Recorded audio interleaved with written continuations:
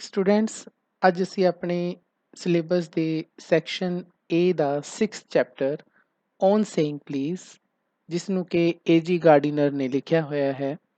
ਇਹ ਇੱਕ ਐਸੇ ਹੈ ਤਾਂ ਅੱਜ ਅਸੀਂ ਇਸ ਐਸੇ ਦੀ ਰੀਡਿੰਗ ਕਰਾਂਗੇ। ਤਾਂ ਸਭ ਤੋਂ ਪਹਿਲਾਂ ਅਸੀਂ ਰਾਈਟਰ ਬਾਰੇ ਜਾਣ ਲੈਂਦੇ ਹਾਂ। ਏਜੀ ਗਾਰਡੀਨਰ ਜਿਨ੍ਹਾਂ ਦਾ ਪੂਰਾ ਨਾਮ ਐਲਫਰੈਡ ਜੋਰਜ ਗਾਰਡੀਨਰ ਹੈ। ਤਾਂ ਸਟੂਡੈਂਟਸ ਇਹ ਇੱਕ ਜਰਨਲਿਸਟ ਸੀ, ਐਡੀਟਰ ਸੀ ਅਤੇ ਆਥਰ ਸੀ। ਤਾਂ ਇਹਨਾਂ ਦਾ ਇੱਕ ਨਾਮ ਜੋ ਪੈਨ ਨੇਮ ਹੈ ਉਹ ਬੜਾ ਮਸ਼ਹੂਰ ਹੈ। ਜਿਸ ਪੈਨ ਨੇਮ ਦਾ ਮਤਲਬ ਜਿਸ ਨਾਮ ਦੇ ਨਾਲ ਇਹ ਆਪਣੀਆਂ ਰਾਈਟਿੰਗਸ ਲਿਖਦੇ ਸੀ ਤਾਂ ਉਹ ਨਾਮ ਸੀ ਇਹਨਾਂ ਦਾ ਐਲਫਾ ਆਫ ਦਾ ਪਲੋ। ਇਸ ਨਾਮ ਦੇ ਨਾਲ ਇਹ ਆਪਣੀਆਂ ਰਾਈਟਿੰਗਸ ਲਿਖਦੇ ਸੀ। ਤਾਂ ਇਹ ਵੀ ਬੜੀ ਇੰਟਰਸਟਿੰਗ ਗੱਲ ਹੈ ਕਿ ਇਹ ਨਾਮ ਇਹਨਾਂ ਨੇ ਕਿਉਂ ਚੁਣਿਆ। ਤਾਂ ਇੱਕ ਇਹਨਾਂ ਦੇ ਟਾਈਮ ਦੀ ਇੱਕ ਪਬਲਿਸ਼ਿੰਗ ਕੰਪਨੀ ਸੀ ਜਿਹਦਾ ਨਾਮ ਸੀ ਦਾ ਸਟਾਰ। ਤਾਂ ਉਹਦੇ ਵਿੱਚ ਜਿੰਨੇ ਵੀ ਰਾਈਟਰਸ ਆਪਣੀਆਂ ਰਾਈਟਿੰਗਸ ਲਿਖਦੇ ਸੀ, ਪਬਲਿਸ਼ ਕਰਵਾਉਂਦੇ ਸੀ ਤਾਂ ਉਹਨਾਂ ਦਾ ਨਾਮ ਕਿਸੇ ਨਾ ਕਿਸੇ ਸਟਾਰ ਦੇ ਉੱਪਰ ਹੁੰਦਾ ਸੀ। ਤਾਂ ਜਦੋਂ ਇਹਨਾਂ ਨੇ ਉਸ ਕੰਪਨੀ ਦੇ ਲਈ ਆਪਣੀਆਂ ਰਾਈਟਿੰਗਸ ਲਿਖਣੀਆਂ ਸ਼ੁਰੂ ਕੀਤੀਆਂ ਤਾਂ ਕੰਪਨੀ ਨੇ ਇਹਨਾਂ ਨੂੰ ਕੋਈ ਕਿਸੇ ਵੀ ਸਟਾਰ ਦਾ ਨਾਮ ਚੂਜ਼ ਕਰਨ ਲਈ ਕਿਹਾ। ਤਾਂ ਸਾਨੂੰ ਪਤਾ ਹੈ ਕਿ ਐਲਫਾ ਇੱਕ ਤਾਰੇ ਦਾ ਨਾਮ ਹੈ ਤਾਂ ਇਹਨਾਂ ਨੇ ਐਲਫਾ ਨਾਮ ਚੁਣਿਆ। ਤਾਂ ਇਸ ਤਰ੍ਹਾਂ ਇਹਨਾਂ ਦਾ ਨਾਮ ਐਲਫਾ ਆਫ ਦਾ ਪਲੋ ਪਿਆ। ਤਾਂ ਇਹਨਾਂ ਨੇ ਬਹੁਤ ਸਾਰੀਆਂ ਬੱਚਿਓ ਬੁੱਕਸ ਲਿਖੀਆਂ ਨੇ ਜਿਨ੍ਹਾਂ ਦੇ ਵਿੱਚ ਐਸੇਜ਼ ਨੇ। ਤਾਂ ਇਹਨਾਂ ਦੀ ਇੱਕ ਬੁੱਕ ਹੈ ਮੈਨੀ ਫਰੋਜ਼। ਤਾਂ ਇਹ ਇੱਕ ਇਹਨਾਂ ਦੀ ਬੁੱਕ ਹੈ ਮੈਨੀ ਫਰੋਜ਼ ਜਿਸ ਦੇ ਵਿੱਚੋਂ ਇਹ ਵਾਲਾ ਔਨ ਸੇਇੰਗ ਪਲੀਜ਼ ਜਿਹੜਾ ਹੈ ਐਸੇ ਲਿਆ ਗਿਆ ਹੈ। ਤਾਂ ਇਸ ਐਸੇ ਦੇ ਵਿੱਚ ਬਹੁਤ ਸਾਰੇ ਥੀਮ ਨੇ ਬੱਚਿਓ, ਜਿਵੇਂ theme of civility, theme of morality, theme of courtesy, theme of responsibility and theme of control. ਤਾਂ ਜਿਵੇਂ ਅਸੀਂ ਇਹ ਐਸੇ ਰੀਡ ਕਰਾਂਗੇ ਤਾਂ ਸਾਨੂੰ ਇਹ ਸਾਰੇ ਥੀਮਸ ਦਾ ਸਾਨੂੰ ਪਤਾ ਲੱਗੇਗਾ। ਸਭ ਤੋਂ ਪਹਿਲਾਂ ਐਸੇ ਦਾ ਇੰਟਰੋਡਕਟਰੀ ਪੈਰਾਗ੍ਰਾਫ ਪੜ੍ਹ ਲੈਂਦੇ ਹਾਂ।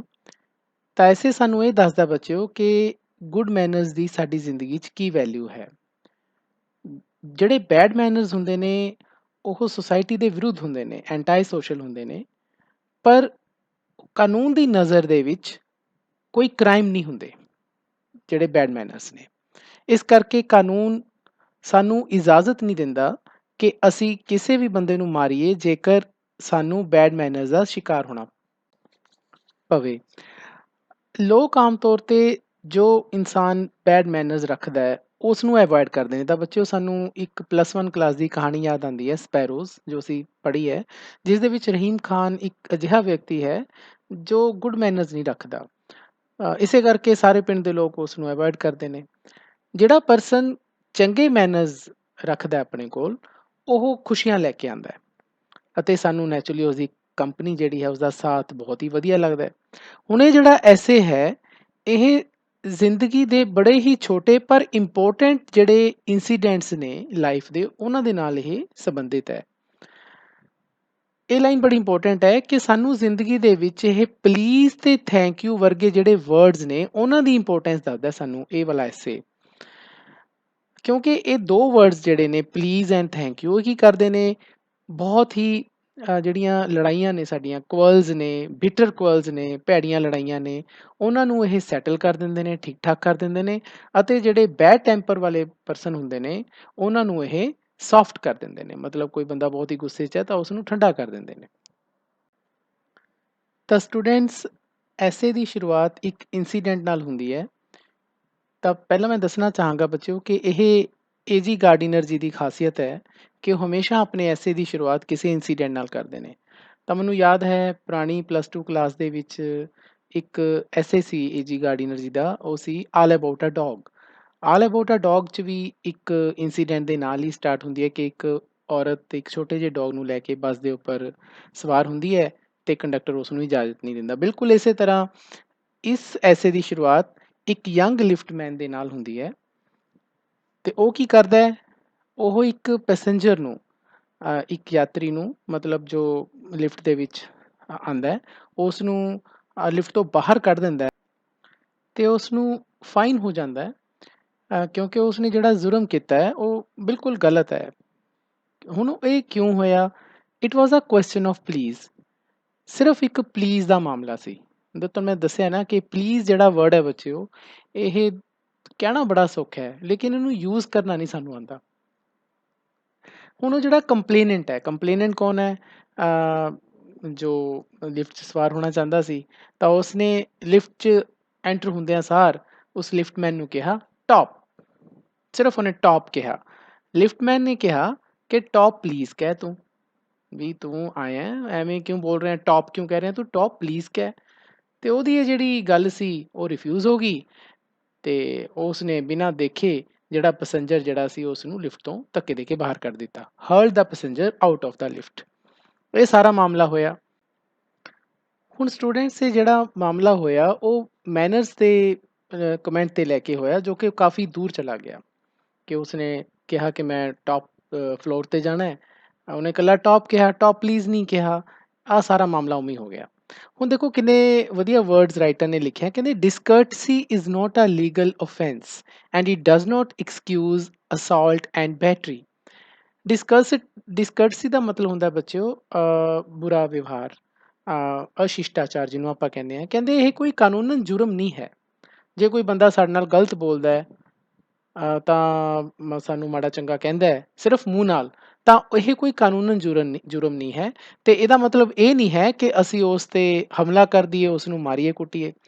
ਕਹਿੰਦੇ ਜੇਕਰ ਕੋਈ ਚੋਰ ਸਾਡੇ ਘਰ ਦੇ ਵਿੱਚ ਦਾਖਲ ਹੋ ਜਾਵੇ ਤੇ ਮੈਂ ਉਸ ਨੂੰ ਫੜ ਕੇ ਸੁੱਟਦਾ, ਤਾਂ ਜਿਹੜਾ ਕਾਨੂੰਨ ਹੈ ਉਹ ਮੈਨੂੰ ਮਾਫ ਕਰ ਦੇਵੇਗਾ। ਦਾ ਲਾਅ ਵਿਲ ਐਕਵਿਟ ਮੀ। ਤੇ ਜੇਕਰ ਮੈਨੂੰ ਕੋਈ ਅਸੌਲਟ ਕਰਦਾ, ਫਿਜ਼ੀਕਲੀ ਅਸੌਲਟ ਕਰਦਾ, ਫਿਜ਼ੀਕਲੀ ਅਸੌਲਟ ਦਾ ਮਤਲਬ ਕਿ ਮੈਨੂੰ ਸਰੀਰਕ ਤੌਰ 'ਤੇ ਜੇ ਉਹ ਮਾਰਦਾ ਕੁੱਟਦਾ ਹੈ, ਮੇਰੇ 'ਤੇ ਹੱਥ ਉਠਾਉਂਦਾ ਹੈ, ਤਾਂ ਲਾਅ ਜਿਹੜਾ ਹੈ ਮੈਨੂੰ ਪਰਮਿਟ ਕਰੇਗਾ ਕਿ ਮੈਂ ਰੀਜ਼ਨੇਬਲ ਵਾਇਲੈਂਸ ਦੇ ਨਾਲ, ਦੇਖੋ ਇੱਥੇ ਰੀਜ਼ਨੇਬਲ ਵਾਇਲੈਂਸ ਦਾ ਮਤਲਬ ਇਹ ਹੈ ਕਿ ਮੈਂ ਉਸ ਦਾ ਮਰਡਰ ਨਹੀਂ ਕਰ ਦੇਣਾ, ਤਾਂ ਮੈਂ ਉਸ ਨੂੰ ਠੀਕ ਹੈ ਮੈਂ ਉਸ 'ਤੇ ਅਹਿੰਸਾ ਕਰ ਸਕਦਾ, ਰਿਟੈਲੀਏਟ ਕਰ ਸਕਦਾ। ਰਿਟੈਲੀਏਟ ਦਾ ਮਤਲਬ ਮੈਂ ਆਪਣਾ ਜਵਾਬ ਦੇ ਸਕਦਾ। ਜੇਕਰ ਮੈਨੂੰ ਕੋਈ ਮਾਰ ਰਿਹਾ ਤਾਂ ਬਦਲੇ 'ਚ ਮੈਂ ਵੀ ਉਸ ਨੂੰ ਮਾਰ ਸਕਦਾ। ਮਾਰਨ ਦਾ ਮਤਲਬ ਇਹ ਨਹੀਂ ਕਿ ਮੈਂ ਉਸ ਨੂੰ ਜਾਨੋਂ ਹੀ ਮਾਰ ਦੇਵਾਂ। ਇੱਥੇ ਰੀਜ਼ਨੇਬਲ ਵਾਇਲੈਂਸ ਦਾ ਮਤਲਬ ਇਹ ਹੈ, ਕਿਉਂਕਿ ਇਹ ਇਸ ਤਰ੍ਹਾਂ ਹੈ ਕਿ ਜਿਹੜਾ ਬਰਗਲਰ ਹੈ, ਜਿਹੜਾ ਚੋਰ ਹੈ, ਤਾਂ ਅਸੇਲੈਂਟ ਹੈ ਜਿਸ ਨੇ ਮੇਰੇ 'ਤੇ ਅਟੈਕ ਕੀਤਾ, ਇਹਨਾਂ ਦੋਨਾਂ ਨੇ ਕੀ ਕਰਿਆ ਕਿ ਇਹਨਾਂ ਨੇ ਜਿਹੜੀ ਲਾਅ ਹੈ, ਜੋ ਕਾਨੂੰਨ ਦੀਆਂ ਹਦਾਇਤਾਂ ਨੇ, ਉਹਨਾਂ ਨੂੰ ਤੋੜਿਆ। ਪਰ ਸਟੂਡੈਂਟਸ ਲਿਫਟ ਵਾਲੇ ਮਾਮਲੇ 'ਚ ਮਸਲਾ ਹੋ ਰਿਹਾ ਹੈ। ਇਸ ਮਾਮਲੇ ਦੇ ਵਿੱਚ ਕੋਈ ਵੀ ਲੀਗਲ ਸਿਸਟਮ ਜਿਹੜਾ ਹੈ, ਕਾਨੂੰਨ ਹੈ, ਉਹ ਬੈਡ ਮੈਨਰਸ ਨੂੰ ਸਹੀ ਨਹੀਂ ਠਹਿਰਾ ਸਕਦਾ। ਜਾਂ ਫਿਰ ਕਹਿ ਲਈਏ ਕਿ ਕੋਈ ਵੀ ਪਨਿਸ਼ੇਬਲ offense ਦਾ ਮਤਲਬ ਬੱਚੇ ਹੁੰਦਾ ਜੁਰਮ, ਜਿਸ ਨੂੰ ਕਿ ਲਾਅ ਰਿਕੋਗਨਾਈਜ਼ ਨਹੀਂ ਕਰਦਾ, ਉਸ ਦੇ ਖਿਲਾਫ ਅਸੀਂ ਵਾਇਲੈਂਸ ਨਹੀਂ ਕਰ ਸਕਦੇ, ਅਸੀਂ ਹਿੰਸਾ ਨਹੀਂ ਕਰ ਸਕਦੇ। ਤਾਂ ਉਹ ਚੀਜ਼ ਮਤਲਬ ਇਹ ਜਿਹੜਾ ਸਾਡਾ ਲਿਫਟਮੈਨ ਵਾਲਾ ਜੋ ਮੈਟਰ ਹੈ ਬਿਲਕੁਲ ਅਲੱਗ ਹੈ, ਕਿਉਂਕਿ ਇਸ ਦੇ ਵਿੱਚ ਉਸ ਬੰਦੇ ਨੇ ਕਿਸੇ ਤਰ੍ਹਾਂ ਦੀ ਵਾਇਲੈਂਸ ਨਹੀਂ ਸੀ ਕੀਤੀ। ਜੋ ਕਹਿ ਰਿਹਾ ਸੀ ਟੌਪ, ਉਸਨੇ ਆ ਕੇ ਉਸ ਨੂੰ ਮਾਰਿਆ ਨਹੀਂ, ਉਹਨੇ ਜਸਟ ਟੌਪ ਕਿਹਾ। ਠੀਕ ਹੈ, ਬੈਡ ਮੈਨਰ ਨਾਲ ਕਿਹਾ, ਪਲੀਜ਼ ਨਹੀਂ ਕਿਹਾ। ਹੁਣ ਉਸ ਨੂੰ ਗੁੱਸਾ ਆ ਗਿਆ ਤੇ ਉਸਨੇ ਵਾਇਲੈਂਸ ਕੀਤੀ। ਤਾਂ ਹੁਣ ਇੱਥੇ ਸਾਡੀ ਜਿਵੇਂ ਵੀ ਸਿੰਪਥੀ ਹੋਵੇ ਲਿਫਟਮੈਨ ਦੇ ਨਾਲ, ਚਾਹੇ ਅਸੀਂ ਸਿੰਪਥੀ ਰੱਖੀਏ ਕਿ ਉਹਨੂੰ ਆ ਕੇ ਉਹ ਬੜਾ ਉੱਚੀ ਬੋਲਿਆ, ਟੌਪ ਕਹਿ ਕੇ ਬੁਲਾਇਆ, ਪਰ ਸਾਨੂੰ ਇਹ ਮੰਨਣਾ ਪਏਗਾ ਕਿ ਲਾਅ ਨੇ ਜਿਹੜਾ ਕੰਮ ਕੀਤਾ ਉਹ ਸਹੀ ਕੀਤਾ, ਰੀਜ਼ਨੇਬਲ ਸੀਗਾ ਕੰਮ। ਕਿਉਂਕਿ ਹੱਥ ਕਿਸਨੇ ਚੱਕਿਆ? ਪਹਿਲਾਂ ਹੱਥ ਚੱਕਿਆ ਲਿਫਟਮੈਨ ਨੇ। ਤਾਂ ਕਾਨੂੰਨ ਨੇ ਉਸ 'ਤੇ ਉਸ ਨੂੰ ਮਤਲਬ ਉਹ ਜੁਰਮ ਮੰਨਿਆ ਅਤੇ ਉਸਨੇ ਫਾਈਨ ਕੀਤਾ। ਤਾਂ ਉਹ ਲਾਅ ਆਪਣੀ ਜਗ੍ਹਾ 'ਤੇ ਸਹੀ ਸੀ।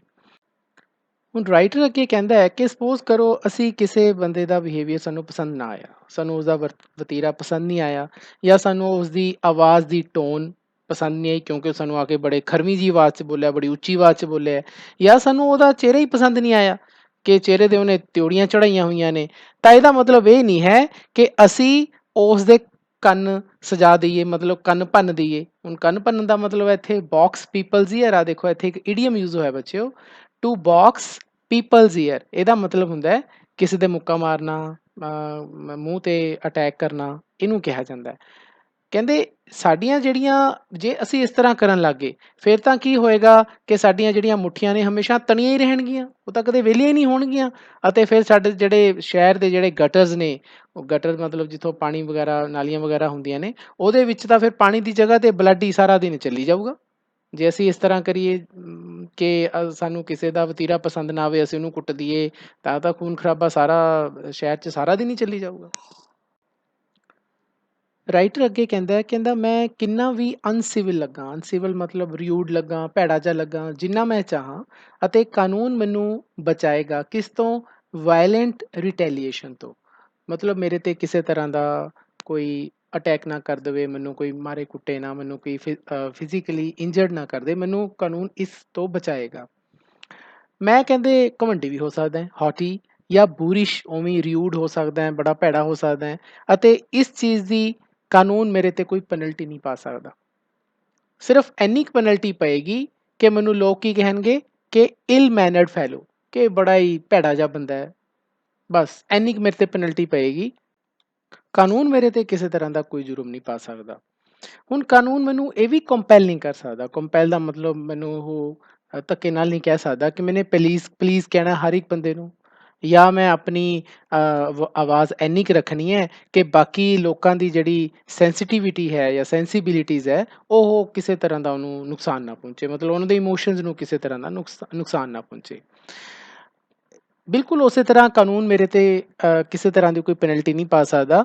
ਜੇ ਮੰਨ ਲਓ ਮੈਂ ਆਪਣੀਆਂ ਜਿਹੜੀਆਂ ਮਾਊਸਟੈਚ ਮਤਲਬ ਮੁੱਛਾਂ ਨੇ, ਉਹਨਾਂ ਨੂੰ ਮੈਂ ਸੈੱਟ ਨਹੀਂ ਕਰਦਾ, ਵੈਕਸ ਨਹੀਂ ਕਰਦਾ, ਜਾਂ ਮੈਂ ਆਪਣੇ ਵਾਲਾਂ ਨੂੰ ਡਾਈ ਨਹੀਂ ਕਰਦਾ, ਮੇਰੇ ਤੇ ਕੋਈ ਕਾਨੂੰਨ ਨਹੀਂ, ਕੋਈ ਜੁਰਮ ਨਹੀਂ ਲਾ ਸਕਦਾ ਇਹਨਾਂ ਗੱਲਾਂ ਦਾ। ਜਾਂ ਮੈਂ ਆਪਣੇ ਵਾਲਾਂ ਘੁੰਘਰਾਲੇ ਵਾਲ 'ਚ ਰੱਖ ਕੇ ਉਹਨਾਂ ਨੂੰ ਆਪਣੀ ਬੈਕ ਤੱਕ ਲੈ ਜਾਂਦਾ, ਕਿਸੇ ਤਰ੍ਹਾਂ ਦੇ ਮਤਲਬ ਆਪਣੇ ਮੈਂ ਜਿੱਦਾਂ ਦੇ ਮਰਜ਼ੀ ਆਪਣੇ ਵਾਲਾਂ ਦਾ ਸਟਾਈਲ ਬਣਾ ਲਾਂ, ਮੁੱਛਾਂ ਦਾ ਸਟਾਈਲ ਬਣਾ ਲਾਂ, ਮੈਂ ਇਸ ਸਮਾਜ 'ਚ ਰਹਿ ਸਕਦਾ। ਕਾਨੂੰਨ ਕਿਸੇ ਤਰ੍ਹਾਂ ਦੀ ਮੈਨੂੰ ਪੈਨਲਟੀ ਨਹੀਂ ਪਾ ਸਕਦਾ। ਬਿਲਕੁਲ ਉਸੇ ਤਰ੍ਹਾਂ ਜੇ ਮੈਨੂੰ ਕਾਨੂੰਨ ਪਲੀਜ਼ ਜਾਂ ਇੱਦਾਂ ਦੇ ਵਰਡਸ, ਸੈਂਸੀਬਲ ਵਰਡਸ ਕਹਿਣ ਲਈ ਵੀ ਮੈਨੂੰ ਉਹ ਕੰਪੈਲ ਨਹੀਂ ਕਰ ਸਕਦਾ। ਇਸੇ ਤਰ੍ਹਾਂ ਸਟੂਡੈਂਟਸ, ਮੰਨ ਲਓ ਅਸੀਂ ਕਿਸੇ ਬੰਦੇ ਦੀਆਂ ਫੀਲਿੰਗਸ ਨੂੰ ਹਰਟ ਕਰਦੇ ਹਾਂ। ਲੈਸਰੇਸ਼ਨ ਦਾ ਮਤਲਬ ਹੁੰਦਾ ਹਰਟ ਕਰਨਾ। ਬੜਾ ਇਹ ਅੱਜ ਕੱਲ੍ਹ ਇਹ ਵਰਡ ਬੋਲੇ ਜਾਂਦੇ ਕਿ ਮੇਰੀਆਂ ਫੀਲਿੰਗਸ ਹਰਟ ਹੋ ਗਈਆਂ, ਤਾਂ ਸਾਨੂੰ ਕਾਨੂੰਨ ਕਿਸੇ ਤਰ੍ਹਾਂ ਦੀ ਕੰਪਨਸੇਸ਼ਨ ਨਹੀਂ ਦਿਵਾਉਂਦਾ। ਇਸ ਮਾਮਲੇ ਸਾਨੂੰ ਕੋਈ ਹਰਜਾਨਾ ਨਹੀਂ ਦਿਵਾਉਂਦਾ ਵੀ ਹਾਂ ਭਾਈ ਤੂੰ ਉਸ ਬੰਦੇ ਦੀਆਂ ਫੀਲਿੰਗਸ ਨੂੰ ਹਰਟ ਕਰਤਾ, ਹਰਜਾਨਾ ਦੇ ਇੰਨੇ ਪੈਸੇ ਚੁਕਾ। ਨੋ, ਫੀਲਿੰਗਸ ਨੂੰ ਹਰਟ ਕਰਨਾ ਜਿਹੜਾ ਹੈ, ਇਹ ਬੈਡ ਮੈਨਰਸ 'ਚ ਤਾਂ ਜ਼ਰੂਰ ਆਉਂਦਾ ਹੈ, ਲੇਕਿਨ ਇਹ ਕੋਈ ਕ੍ਰਾਈਮ ਨਹੀਂ ਹੈ। ਇਸੇ ਤਰ੍ਹਾਂ ਦਾ ਕੋਈ ਮੋਰਲ ਜਾਂ ਇੰਟਲੈਕਚੁਅਲ ਕਿਸੇ ਤਰ੍ਹਾਂ ਦੇ ਡੈਮੇਜਿਸ ਸਾਨੂੰ ਇਹਨਾਂ ਮਾਮਲਿਆਂ ਦੇ ਵਿੱਚ ਨਹੀਂ ਮਿਲਦੇ, ਕਿਸੇ ਤਰ੍ਹਾਂ ਦਾ ਕੋਈ ਅਲਾਊਂਸ ਨਹੀਂ ਮਿਲਦਾ।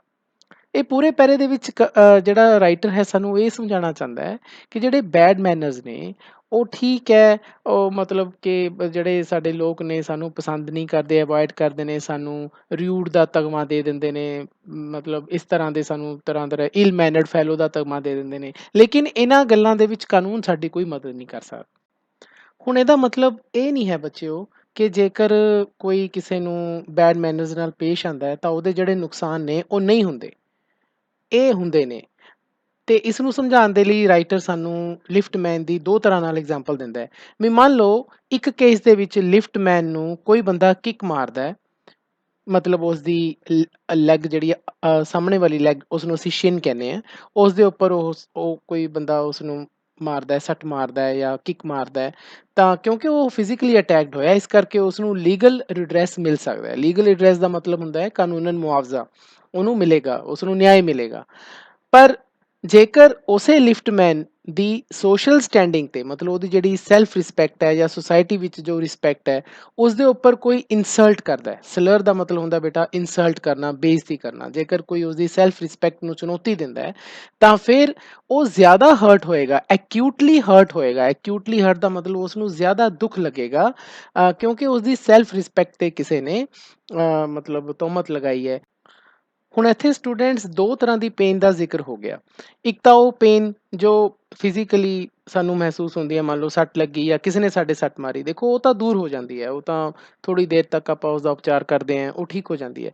ਦ pain of a wound to our self respect or our vanity may poison a whole day. ਪਰ ਜਦੋਂ ਸਾਡੀ ਸੈਲਫ ਰਿਸਪੈਕਟ ਤੇ ਜਦੋਂ ਕੋਈ ਪੇਨ ਹੁੰਦੀ ਹੈ, ਜਦੋਂ ਸਾਨੂੰ ਲੱਗਦਾ ਹੈ ਕਿ ਸਾਡੀ ਸੁਸਾਇਟੀ ਦੇ ਵਿੱਚ ਜੋ ਰਿਸਪੈਕਟ ਹੈ ਉਸ 'ਤੇ ਕਿਸੇ ਨੇ ਮਤਲਬ ਉਸ ਨੂੰ ਨੁਕਸਾਨ ਪਹੁੰਚਾਇਆ ਹੈ, ਤਾਂ ਉਹਦਾ ਜਿਹੜਾ ਜ਼ਹਿਰ ਹੁੰਦਾ ਹੈ ਉਹ ਪੂਰੇ ਦਿਨ ਤੱਕ, ਈਵਨ ਕਿ ਉਸ ਤੋਂ ਜ਼ਿਆਦਾ ਵੀ ਜ਼ਿਆਦਾ ਅਸਰ, ਉਹਦੀ ਜ਼ਿਆਦਾ ਦੇਰ ਤੱਕ ਸਾਡੇ ਤੇ ਉਹ ਅਸਰ ਬਣਿਆ ਰਹਿੰਦਾ ਹੈ। ਇਸ ਗੱਲ ਨੂੰ ਸਮਝਾਉਣ ਦੇ ਲਈ ਰਾਈਟਰ ਅੱਗੇ ਕਹਿੰਦਾ ਹੈ ਕਿ ਲਿਫਟਮੈਨ ਨੇ ਚਲੋ ਹੁਣ ਉਸ ਬੰਦੇ ਨੂੰ ਲਿਫਟ ਤੋਂ ਬਾਹਰ ਚੱਕ ਕੇ ਮਾਰਿਆ ਤਾਂ ਉਸ ਨੂੰ ਰਿਲੀਫ ਮਿਲ ਗਈ, ਉਸਨੂੰ ਕੁਛ ਢਾਂਢਸ ਜਿਹਾ ਮਿਲ ਗਿਆ ਕਿ ਹਾਂ ਚੱਲ ਜਿਹੜਾ ਬੰਦੇ ਨੇ ਮੈਨੂੰ ਪੁੱਠਾ ਬੋਲਿਆ, ਮੈਂ ਉਹਨੂੰ ਚੱਕ ਕੇ ਬਾਹਰ ਮਿਲਿਆ, ਉਹ ਸ਼ਾਂਤ ਹੋ ਗਿਆ। ਪਰ ਮੰਨ ਲਓ ਜੇਕਰ ਉਸਨੂੰ ਅਸੀਂ ਨਾ ਕਰਨ ਦਿੱਤਾ ਜਾਂਦਾ, ਡਿਨਾਈਡ, ਜੇ ਉਸਨੂੰ ਨਾ ਕਰਨ ਦਿੱਤਾ ਜਾਂਦਾ, ਤਾਂ ਇਹ ਗੱਲ ਉਸ ਦੇ ਕਿ ਮੈਨੂੰ ਉਸਨੇ ਇਸ ਤਰ੍ਹਾਂ ਬੋਲਿਆ, ਮੇਰੀ ਸੈਲਫ ਰਿਸਪੈਕਟ ਦੇ ਉੱਤੇ ਉਸਨੇ ਸੱਟ ਮਾਰੀ, ਇਹ ਗੱਲ ਬਰੂਡ ਓਵਰ ਦਾ ਇਨਸਲਟ, ਉਹ ਜਿਹੜੀ ਇਨਸਲਟ ਹੋਈ ਹੈ ਨਾ, ਬਰੂਡ ਓਵਰ ਦਾ ਮਤਲਬ ਹੁੰਦਾ ਬੱਚਿਓ ਜਦ ਆਪਾਂ ਇੱਕੋ ਗੱਲ ਨੂੰ ਬਾਰ-ਬਾਰ ਸੋਚੀ ਜਾਈਏ, ਬਰੂਡਿੰਗ ਓਵਰ, ਤਾਂ ਇਹ ਗੱਲ ਉਹ ਬਾਰ-ਬਾਰ ਸੋਚੀ ਜਾਂਦਾ ਕਿ ਦੇਖੋ ਵੀ ਇੱਕ ਬੰਦਾ ਮੇਰੀ ਬੇਇੱਜ਼ਤੀ ਕਰ ਗਿਆ, ਮੇਰੀ ਸੈਲਫ ਰਿਸਪੈਕਟ ਦੇ ਉੱਪਰ ਸੱਟ ਮਾਰ ਗਿਆ। ਕਿੰਨੀ ਦੇਰ ਉਹ ਸੋਚਦਾ ਰਹਿੰਦਾ, ਫਿਰ ਉਹ ਆਪਣੇ ਘਰ ਜਾਂਦਾ ਅਤੇ ਘਰ ਜਾ ਕੇ ਫਿਰ ਉਹ ਕੀ ਕਰਦਾ, ਉਹਦਾ ਇਹ ਸਾਰਾ ਜਿਹੜਾ ਗੁੱਸਾ ਸੀਗਾ ਉਸਦੀ ਸ਼ਾਇਦ ਵਾਈਫ ਦੇ ਉੱਪਰ ਨਿਕਲ ਜਾਂਦਾ ਈਵਨਿੰਗ 'ਚ ਜਾ ਕੇ ਸ਼ਾਮ ਨੂੰ, ਕਿਉਂਕਿ ਉਹੀ ਇਕਲੌਤਾ ਵੇ ਹੈ ਟੂ ਰੀਸਟੋਰ ਹਿਜ਼ ਇਕੁਇਲਿਬ੍ਰੀਅਮ। ਨਾਓ ਇਹ ਗੱਲ ਸਮਝਣ ਵਾਲੀ ਲੋੜ ਹੈ ਕਿ ਵਾਟ is the meaning of restore his equilibrium. ਇਹਦਾ ਮਤਲਬ ਹੁੰਦਾ ਬੱਚਿਓ ਜਦੋਂ ਕੋਈ ਬੰਦਾ ਮਤਲਬ ਬੈਲੈਂਸ ਜਿਹਾ ਬਣਾਉਂਦਾ ਹੈ ਆਪਣਾ, ਇਕੁਇਲਿਬ੍ਰੀਅਮ ਦਾ ਮਤਲਬ ਹੁੰਦਾ ਵੈਸੇ ਬੈਲੈਂਸ, ਸੰਤੁਲਨ, ਸੰਤੁਲਨ ਨੂੰ ਜਦੋਂ ਰੀਸਟੋਰ ਕਰਦਾ ਹੈ। ਹੁਣ ਸਪੋਜ਼ ਕਰੋ ਜੇਕਰ ਹੁਣ ਮਨ ਦੇ ਵਿੱਚ ਕਿਸੇ ਬੰਦੇ ਦੇ ਨਾਲ ਕੋਈ ਇਸ ਤਰ੍ਹਾਂ ਦੀ ਗੱਲ ਹੋ ਜੇ, ਇੱਕੋ ਗੱਲ ਉਹਦੇ ਬਾਰ-ਬਾਰ ਦਿਮਾਗ 'ਚ ਚੱਲੀ ਜਾਂਦੀ ਹੈ, ਤਾਂ ਫਿਰ ਉਹ ਕਈ ਵਾਰੀ ਉਹ ਬੰਦਾ ਜਾ ਕੇ ਨਾ ਆਪਣੇ ਘਰੇ ਸਭ ਤੋਂ ਪਹਿਲਾਂ ਜਿਹੜਾ ਆਪਣਾ ਗੁੱਸਾ ਹੈ ਉਹ ਆਪਣੇ ਘਰਦਿਆਂ 'ਤੇ ਹੀ ਕੱਢਦਾ ਹੈ। ਉਹ ਫਿਰ ਉਸ ਨੂੰ ਜਾ ਕੇ ਸ਼ਾਂਤੀ ਮਿਲਦੀ ਹੈ। ਤਾਂ ਹੁਣ ਰਾਈਟਰ ਇਹ ਕਹਿਣਾ ਚਾਹੁੰਦਾ ਹੈ ਕਿ ਜੇਕਰ ਉਸ ਟਾਈਮ ਲਿਫਟਮੈਨ ਉਸ ਨੂੰ ਬਾਹਰ ਚੱਕ ਕੇ ਨਾ ਮਾਰਦਾ, ਤਾਂ ਫਿਰ ਉਹ ਸਾਰਾ ਦਿਨ ਉਹਦੇ ਦਿਮਾਗ 'ਚ ਇਹ ਗੱਲ ਚੱਲਦੀ ਰਹਿੰਦੀ ਕਿ ਕੋਈ ਬੰਦਾ ਮੈਨੂੰ ਇਸ ਤਰ੍ਹਾਂ ਬੋਲ ਗਿਆ, ਤੇ ਜਾ ਕੇ ਉਹ ਘਰਦਿਆਂ ਨਾਲ ਲੜਦਾ। ਕਿਉਂਕਿ ਸਟੂਡੈਂਟਸ ਕੁਛ ਗੱਲਾਂ ਐਸੀਆਂ ਹੁੰਦੀਆਂ ਨੇ ਜੋ ਬੈਡ ਟੈਂਪਰ ਤੇ ਬੈਡ ਮੈਨਰਸ ਨਾਲ ਜੁੜੀਆਂ ਹੁੰਦੀਆਂ ਨੇ, ਤੇ ਜ਼ਿਆਦਾ ਉਹਨਾਂ ਵੱਲ ਧਿਆਨ ਦੇਣ ਦੀ ਗੱਲ ਹੈ ਕਿ ਇਹ ਕਿਸ ਤਰ੍ਹਾਂ ਉਹਨਾਂ ਚੀਜ਼ਾਂ ਦਾ ਕਾਰਨ ਬਣਦੀਆਂ ਨੇ। ਤਾਂ ਹੁਣ ਇੱਥੇ ਇੱਕ ਜਿਹੜੀ ਹੈ ਐਗਜ਼ਾਮਪਲ ਹੋਰ ਲੈਂਦਾ ਹੈ ਰਾਈਟਰ, ਤਾਂ ਇਹ ਐਗਜ਼ਾਮਪਲ ਉਹ ਲੈਂਦਾ ਹੈ, ਇੱਕ ਪਲੇ ਹੈ ਬੱਚਿਓ, ਮੈਂ ਉਸਦਾ ਨਾਮ ਲਿਖ ਦਿੰਦਾ ਹੈ, ਦ ਰਾਈਵਲਸ। ਇਹ ਪਲੇ ਹੈ ਤੇ ਦ ਰਾਈਵਲਸ ਲਿਖਿਆ ਹੋਇਆ ਬੱਚਿਓ ਪਲੇ ਸ਼ੈਰੀਡਨ ਨੇ। ਤਾਂ ਇਹ ਪਲੇ ਦੇ ਵਿੱਚੋਂ ਉਹ ਇੱਕ ਐਗਜ਼ਾਮਪਲ ਲੈਂਦਾ ਹੈ, ਇਹ ਐਗਜ਼ਾਮਪਲ ਇੱਥੋਂ ਲੈ ਕੇ ਇੱਥੇ ਤੱਕ ਲਈ ਗਈ ਹੈ। ਤਾਂ ਇਹ ਵਾਲੀ ਜਿਹੜੀ ਐਗਜ਼ਾਮਪਲ ਹੈ ਦ ਰਾਈਵਲਸ ਪਲੇ, ਜੋ ਕਿ ਸ਼ੈਰੀਡਨ ਦੁਆਰਾ ਲਿਖਿਆ ਹੋਇਆ, ਉਸ ਤੋਂ ਲਈ ਗਈ ਹੈ। ਉਸ 'ਚ ਕੀ ਹੁੰਦਾ ਹੈ ਕਿ ਸਰ ਐਂਥਨੀ ਐਬਸੋਲਿਊਟ ਨੇ, ਉਹ ਆਪਣੇ ਬੇਟੇ ਕੈਪਟਨ ਐਬਸੋਲਿਊਟ ਨੂੰ ਕੁਛ ਬੁਰਾ ਭਲਾ ਬੋਲਦੇ ਨੇ, ਉਹਨੂੰ ਧਮਕਾਉਂਦੇ ਨੇ। ਤਾਂ ਹੁਣ ਕੈਪਟਨ ਐਬਸੋਲਿਊਟ ਦੀ ਹੁਣ ਦੇਖੋ ਇੱਥੇ ਉਹੀ ਗੱਲ ਆ ਗਈ, ਹੁਣ ਉਸਦੀ ਸੋਸ਼ਲ ਰਿਸਪੈਕਟ ਦੇ ਉੱਪਰ ਕਿਸੇ ਨੇ ਸੱਟ ਮਾਰੀ ਹੈ, ਚਾਹੇ ਉਹਦੇ ਫਾਦਰ ਨੇ ਮਾਰੀ ਹੈ, ਪਰ ਹੁਣ ਉਹ ਫਾਦਰ ਨੂੰ ਬਦਲੇ 'ਚ ਕੁਛ ਬੁਰਾ ਭਲਾ ਤਾਂ ਨਹੀਂ ਕਹਿ ਸਕਦਾ। ਤਾਂ ਉਹ ਕੀ ਕਰਦਾ ਹੈ, ਬਾਹਰ ਚਲਾ ਜਾਂਦਾ ਹੈ ਅਤੇ ਜਿਹੜਾ ਉਹਦਾ ਪਰਸਨਲ ਸਰਵੈਂਟ ਹੈ ਫੈਗ, ਉਸ ਨੂੰ ਉਹ ਧਮਕਾਉਂਦਾ ਜਾ ਕੇ। ਮਤਲਬ ਜਿਹੜਾ ਗੁੱਸਾ ਉਸਨੂੰ ਫਾਦਰ ਸਾਹਿਬ ਵਾਲਾ ਗੁੱਸਾ ਹੈ, ਉਹ ਆਪਣੇ ਪਰਸਨਲ ਨੌਕਰ 'ਤੇ ਜਾ ਕੇ ਕੱਢ ਦਿੰਦਾ ਹੈ। ਉਹ ਇੱਕ ਤਰ੍ਹਾਂ ਨਾਲ ਉਹ ਆਪਣਾ ਸੰਤੁਲਨ ਰੀਸਟੋਰ ਕਰ ਲੈਂਦਾ ਹੈ, ਉਹੀ ਰੀਸਟੋਰ ਹਿਜ਼ ਇਕੁਇਲਿਬ੍ਰੀਅਮ ਵਾਲੀ ਗੱਲ ਆ ਜਾਂਦੀ ਹੈ। ਹੁਣ ਜਿਹੜਾ ਫੈਗ ਹੈ, ਹੁਣ ਉਹ ਆਪਣੇ ਮਾਲਕ ਨੂੰ ਤਾਂ ਵਿਚਾਰਾ ਕੁਝ ਬੋਲ ਨਹੀਂ ਸਕਦਾ, ਤਾਂ ਉਹ ਕੀ ਕਰਦਾ ਹੈ, ਉਹ ਪੌੜੀਆਂ ਥੱਲੇ ਜਾ ਕੇ ਇੱਕ ਉਹਨਾਂ ਦਾ ਸਰਵੈਂਟ ਹੁੰਦਾ ਹੈ, ਪੇਜ ਬॉय ਸਰਵੈਂਟ ਨੂੰ ਕਿਹਾ ਜਾਂਦਾ ਹੈ, ਉਸ ਨੂੰ ਉਹ ਜਾ ਕੇ ਕਿੱਕ ਮਾਰਦਾ ਹੈ। ਤਾਂ ਹੁਣ ਉਹ ਆਪਣਾ ਸਾਰਾ ਗੁੱਸਾ ਕਿਸ 'ਤੇ ਕੱਢਤਾ, ਉਸਨੇ ਪਰਸਨਲ ਸਰਵੈਂਟ ਨੇ ਇੱਕ ਹੋਰ ਜਿਹੜਾ ਨੌਕਰ ਹੈ, ਅਟੈਂਡੈਂਟ ਹੈ ਘਰ ਦਾ, ਉਸ ਨੂੰ ਜਾ ਕੇ ਉਹ ਕਿੱਕ ਮਾਰ ਦਿੰਦਾ ਹੈ। ਤਾਂ ਉਹ ਆਪਣਾ ਜਿਹੜਾ ਇਕੁਇਲਿਬ੍ਰੀਅਮ ਹੈ ਉਸ ਨੂੰ ਰੀਸਟੋਰ ਕਰ ਲੈਂਦਾ। ਹੁਣ ਸਟੂਡੈਂਟਸ ਇਹ ਵਾਲੀ ਐਗਜ਼ਾਮਪਲ ਦਾ ਰਾਈਵਲਸ ਵਾਲੀ ਐਗਜ਼ਾਮਪਲ ਲੈ ਕੇ ਅਗਲੀਆਂ ਲਾਈਨਸ ਦੇ ਵਿੱਚ ਰਾਈਟਰ ਇੱਕ ਤਰ੍ਹਾਂ ਦਾ ਅੰਦਾਜ਼ਾ ਲਾਉਂਦਾ ਹੈ ਕਿ ਉਹ ਜਿਹੜਾ ਪਰਸਨ ਲਿਫਟਮੈਨ ਨੂੰ ਆ ਕੇ ਗਲਤ ਬੋਲਿਆ ਸੀ, ਜਿਹਨੇ ਕਿਹਾ ਸੀ ਟੌਪ, ਉਹਨੇ ਐਵੇਂ ਕਿਉਂ ਬੋਲਿਆ। ਤਾਂ ਉਸਨੇ ਸੋਚਿਆ ਕਿ ਸ਼ਾਇਦ ਉਹ ਜਿਹੜਾ ਬੰਦਾ ਹੈ ਉਹ ਆਪਣੇ ਇੰਪਲੋਇਰ, ਆਪਣੇ ਮਾਲਕ ਕੋਲ ਗਿਆ ਸੀਗਾ ਸਵੇਰੇ, ਉਸਨੇ ਉਸਨੂੰ ਗੁੱਡ ਮਾਰਨਿੰਗ ਕਿਹਾ। ਨੈਚੁਰਲੀ ਆਪਣੇ ਜਿਹੜਾ ਮਾਲਕ ਹੈ ਉਸਨੂੰ ਉਸਨੇ ਸਵੇਰੇ ਵਿਸ਼ ਕੀਤੀ ਗੁੱਡ ਮਾਰਨਿੰਗ ਦੀ, ਪਰ ਉਸਨੇ ਉਸਦਾ ਕੋਈ ਜਵਾਬ ਨਹੀਂ ਦਿੱਤਾ। ਕਿਉਂ? ਕਿਉਂਕਿ ਉਹਦਾ ਜਿਹੜਾ ਮਾਲਕ ਸੀਗਾ ਉਹ ਸਵੇਰੇ ਸਵੇਰੇ ਆਪਣੀ ਬ੍ਰੇਕਫਾਸਟ ਵੇਲੇ ਜਦੋਂ ਬ੍ਰੇਕਫਾਸਟ ਕਰ ਰਿਹਾ ਸੀ, ਤਾਂ ਆਪਣੀ ਵਾਈਫ ਤੋਂ ਹੈਂਡਪੈਕਡ ਹੋ ਕੇ ਆਇਆ। Now what is the meaning of henpecked? Henpecked ਜਦੋਂ ਜੋਰੂ ਦਾ ਗੁਲਾਮ ਨੂੰ ਵੈਸੇ ਕਿਹਾ ਜਾਂਦਾ ਹੈ, ਤਾਂ ਇਹਦਾ ਮਤਲਬ ਇਹ ਹੋਇਆ ਕਿ ਬ੍ਰੇਕਫਾਸਟ ਵੇਲੇ ਉਸਦੀ ਵਾਈਫ ਨੇ ਉਸਨੂੰ ਮਾੜਾ ਚੰਗਾ ਬੋਲਿਆ ਕੁਛ, ਕਿਉਂਕਿ ਹੁਣ ਉਹ ਆਪਣੀ ਵਾਈਫ ਨੂੰ ਤਾਂ ਬੋਲ ਨਹੀਂ ਸਕਦਾ ਬਿਕੋਜ਼ ਉਹ ਜ਼ੋਰੂ ਦਾ ਗੁਲਾਮ ਹੈ। ਤਾਂ ਉਹਨੇ ਫਿਰ ਆ ਕੇ ਉਹਨੇ ਕੀ ਕੀਤਾ, ਉਸਨੇ ਆ ਕੇ ਲਿਫਟਮੈਨ ਨੂੰ ਟੌਪ ਕਹਿਤਾ, ਉਹਨੇ ਆਪਣੀ ਸਾਰੀ ਜਿਹੜਾ ਗੁੱਸਾ ਸੀ ਉਹ ਲਿਫਟਮੈਨ 'ਤੇ ਕੱਢਤਾ। ਫਿਰ ਉਸਦੀ ਵਾਈਫ ਇਸ ਤਰ੍ਹਾਂ ਕਿਉਂ ਬੋਲੀ ਆਪਣੇ ਹਸਬੈਂਡ ਨੂੰ? ਕਿਉਂਕਿ ਜਿਹੜਾ ਉਹਨਾਂ ਦੇ ਘਰ ਦਾ ਕੁੱਕ ਸੀਗਾ ਉਹਨੇ ਉਸ ਨਾਲ ਚੰਗੀ ਤਰ੍ਹਾਂ ਨਹੀਂ ਬੋਲਿਆ। ਇਨਸੋਲੈਂਟ ਦਾ ਮਤਲਬ ਹੁੰਦਾ ਹੈ ਕਿ ਉਹ ਰਿਊਡਲੀ ਪੇਸ਼ ਆਇਆ। ਹੁਣ ਉਹ ਕੁੱਕ ਕਿਉਂ ਰਿਊਡਲੀ ਪੇਸ਼ ਆਇਆ? ਕਿਉਂਕਿ ਉਸ ਘਰ ਦੀ ਜਿਹੜੀ ਹਾਊਸਮੇਡ ਸੀਗੀ, ਜੋ ਕੰਮ ਕਰਨ ਵਾਲੀ ਸੀ, ਉਹਨੇ ਉਸ ਨੂੰ ਕੁਛ ਆਨਸਰ ਦੇਤਾ ਜੋ ਉਸਨੂੰ ਪਸੰਦ ਨਹੀਂ ਆਇਆ। ਤਾਂ ਦੇਖੋ ਬੇਟਾ ਹੁਣ ਇਹ ਕਿਵੇਂ ਲੜੀਵਾਰ ਪ੍ਰਕਿਰਿਆ ਚੱਲਦੀ ਹੈ, ਹਾਊਸਮੇਡ ਤੋਂ ਕੁੱਕ ਨਾਰਾਜ਼ ਹੋ ਗਿਆ, ਕੁੱਕ ਤੋਂ ਵਾਈਫ ਜਿਹੜੀ ਹੈ ਮਾਲਕ ਦੀ ਨਾਰਾਜ਼ ਹੋ ਗਈ, ਵਾਈਫ ਨੇ ਫਿਰ ਆਪਣਾ ਹਸਬੈਂਡ ਨਾਰਾਜ਼ ਕਰਤਾ ਤੇ ਹਸਬੈਂਡ ਨੇ ਅੱਗੇ ਜਾ ਕੇ ਫਿਰ ਲਿਫਟਮੈਨ ਨੂੰ ਨਾਰਾਜ਼ ਕਰਤਾ। ਤਾਂ ਹੁਣ ਇੱਥੇ ਕੀ ਕਹਿਣਾ ਚਾਹੁੰਦਾ ਹੈ ਰਾਈਟਰ? ਉਹ ਕਹਿੰਦਾ ਦੇਖੋ ਬਹੁਤ ਵਧੀਆ ਲਾਈਨ ਲਿਖੀ ਹੈ, ਕਹਿੰਦੇ we infect the world with our ill humour. Ill humour ਦਾ ਮਤਲਬ ਹੁੰਦਾ ਬੱਚਿਓ ਬੈਡ ਮੈਨਰਸ। ਗੁੱਡ ਹਿਊਮਰ ਤੇ ਇਲ ਹਿਊਮਰ 'ਚ ਫਰਕ ਹੁੰਦਾ ਹੈ। ਗੁੱਡ ਹਿਊਮਰ ਉਹ ਹੁੰਦੇ ਨੇ ਜਿਸ ਦੇ ਨਾਲ ਤੁਸੀਂ ਕਿਸੇ ਦੇ ਪਿਆਰੇ ਬਣਦੇ ਹੋ, ਤੁਹਾਨੂੰ ਕੋਈ ਚਾਹੁੰਦਾ ਹੈ ਵੀ ਹਾਂ ਅਸੀਂ ਇਸ ਨਾਲ ਆਪਣਾ ਟਾਈਮ ਸਪੈਂਡ ਕਰੀਏ। ਇਲ ਹਿਊਮਰ ਦਾ ਮਤਲਬ ਹੁੰਦਾ ਹੈ ਜਦੋਂ ਕੋਈ ਤੁਹਾਨੂੰ ਅਵੋਇਡ ਕਰਦਾ ਹੈ। ਤਾਂ ਅਸੀਂ ਇਲ ਹਿਊਮਰ ਦੇ ਨਾਲ ਇਸ ਸੰਸਾਰ ਨੂੰ ਇਨਫੈਕਟ ਕਰਦੇ ਹਾਂ। ਇਹ ਬਿਲਕੁਲ ਉਸੇ ਤਰ੍ਹਾਂ ਇਨਫੈਕਟ ਕਰਦੇ ਆ ਜਿਵੇਂ ਕੋਈ ਵਾਇਰਸ ਇਨਫੈਕਟ ਕਰਦਾ ਪਰਸਨ ਟੂ ਪਰਸਨ।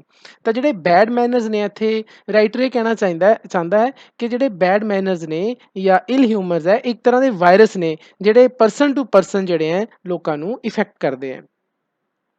ਤੇ ਹੁਣ ਇਹ ਬੈਡ ਮੈਨਰਸ ਉਹ ਇਹ ਵੀ ਕਹਿੰਦਾ ਹੈ ਕਿ ਸ਼ਾਇਦ ਇਹ ਜਿੰਨੇ ਵੀ ਕ੍ਰਾਈਮਸ ਨੇ ਪੂਰੇ ਕੈਲੰਡਰ ਈਅਰ ਦੇ ਦੌਰਾਨ, ਮਤਲਬ ਪੂਰੇ ਸਾਲ 'ਚ ਜਿੰਨੇ ਕ੍ਰਾਈਮਸ ਹੁੰਦੇ ਨੇ, ਉਹਨਾਂ ਨੂੰ ਜੇ ਅਸੀਂ ਜੋੜ ਦਈਏ ਸਾਰੇ, ਆਲ ਕਿਹਾ ਉਸਨੇ, ਤਾਂ ਉਹਦੇ ਨਾਲੋਂ ਜ਼ਿਆਦਾ ਬੈਡ ਮੈਨਰਸ ਜਿਹੜੇ ਨੇ ਇਹ ਸਾਡੀ ਲਾਈਫ ਦੇ ਵਿੱਚ ਪੋਇਜ਼ਨ ਫੈਲਾਉਂਦੇ ਨੇ।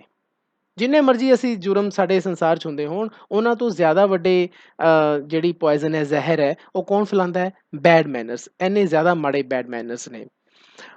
ਹੁਣ ਉਹ ਅੱਗੇ ਕਹਿੰਦੇ ਇੱਕ ਪਾਸੇ ਸ਼ਾਇਦ ਕੋਈ ਲੇਡੀ ਹੈ ਜਿਸ ਨੂੰ ਉਸਦੇ ਗੁੱਡ ਨੇਚਰਡ ਹਸਬੈਂਡ ਨੇ, ਵੈਸੇ ਤਾਂ ਉਹਦੇ ਨਾਲ ਬੜਾ ਵਧੀਆ ਹੈ, ਲੇਕਿਨ ਸ਼ਾਇਦ ਉਸ ਨੂੰ ਕਦੇ ਹਿੱਟ ਕੀਤਾ ਤੇ ਉਸਦੀ ਜਿਹੜੀ ਆਈ ਸੀਗੀਆਂ ਉਹ ਸੁੱਜ ਗਈਆਂ ਨਾ। ਇੱਥੇ ਬਲੈਕ ਆਏ ਇੱਕ ਬੱਚਿਓ ਈਡੀਅਮ ਹੁੰਦਾ ਹੈ। ਬਲੈਕ ਆਏ ਦਾ ਮਤਲਬ ਹੁੰਦਾ ਹੈ ਜਦੋਂ ਸਪੋਜ਼ ਕਰੋ ਕੋਈ ਕਿਸੇ ਪਰਸਨ ਨੂੰ ਹਿੱਟ ਕਰਦਾ ਤਾਂ ਨੈਚੁਰਲੀ ਆਈਜ਼ ਦੇ ਕੋਲੇ ਹਿੱਟ ਕਰਦਾ ਤਾਂ ਆਈਜ਼ ਸੁੱਜ ਜਾਂਦੀ ਹੈ, ਬਲੈਕ ਜਿਹਾ ਹੋ ਜਾਂਦਾ ਹੈ, ਉਹਨੂੰ ਬਲੈਕ ਆਏ ਕਹਿੰਦੇ ਆ। ਹਾਲਾਂਕਿ ਉਸਦਾ ਹਸਬੈਂਡ ਗੁੱਡ ਨੇਚਰ ਸੀ, ਪਰ ਉਸ ਦਿਨ ਉਸਨੂੰ ਗੁੱਸਾ ਆ ਗਿਆ, ਉਸਨੇ ਆਪਣੀ ਵਾਈਫ ਤੇ ਹੱਥ ਚੁੱਕਤਾ। ਇਹ ਤਾਂ ਇੱਕ ਪਾਸੇ ਦੀ ਗੱਲ ਹੈ। ਪਰ ਦੂਸਰੇ ਪਾਸੇ ਇਹੋ ਜਿਹੇ 100 ਦੇ ਲਵੇ ਕੇਸ ਨੇ, 100 ਕੇਸ ਨੇ, ਮਤਲਬ ਸੈਂਕੜਿਆਂ ਦੀ ਕੇਸ 'ਚ ਨੇ ਜਿਹੜੇ ਕਿ ਮਰੂਜ਼ ਟੈਂਪਰ ਦਾ ਮਤਲਬ ਹੁੰਦਾ ਬੱਚਿਓ ਉਹੀ ਬੈਡ ਬਿਹੇਵੀਅਰ, ਬੈਡ ਮੈਨਰਸ, ਉਹਦੇ ਮਤਲਬ ਪਰਸਨਸ ਨੇ ਜਿਹੜੇ ਕਿ ਬੈਡ ਟੈਂਪਰ ਦੀ ਆੜ ਦੇ ਵਿੱਚ ਆਪਣੀ ਲਾਈਫ ਜੀ ਰਹੇ ਨੇ। ਮਾਰਟਰਡਮ ਦਾ ਮਤਲਬ ਹੁੰਦਾ ਹੈ ਕਿ ਵਿਚਾਰੇ ਚੁੱਪ ਕਰਕੇ ਆਪਣੀ ਲਾਈਫ ਜੀ ਰਹੇ ਨੇ, ਕੁਝ ਬੋਲ ਨਹੀਂ ਸਕਦੇ।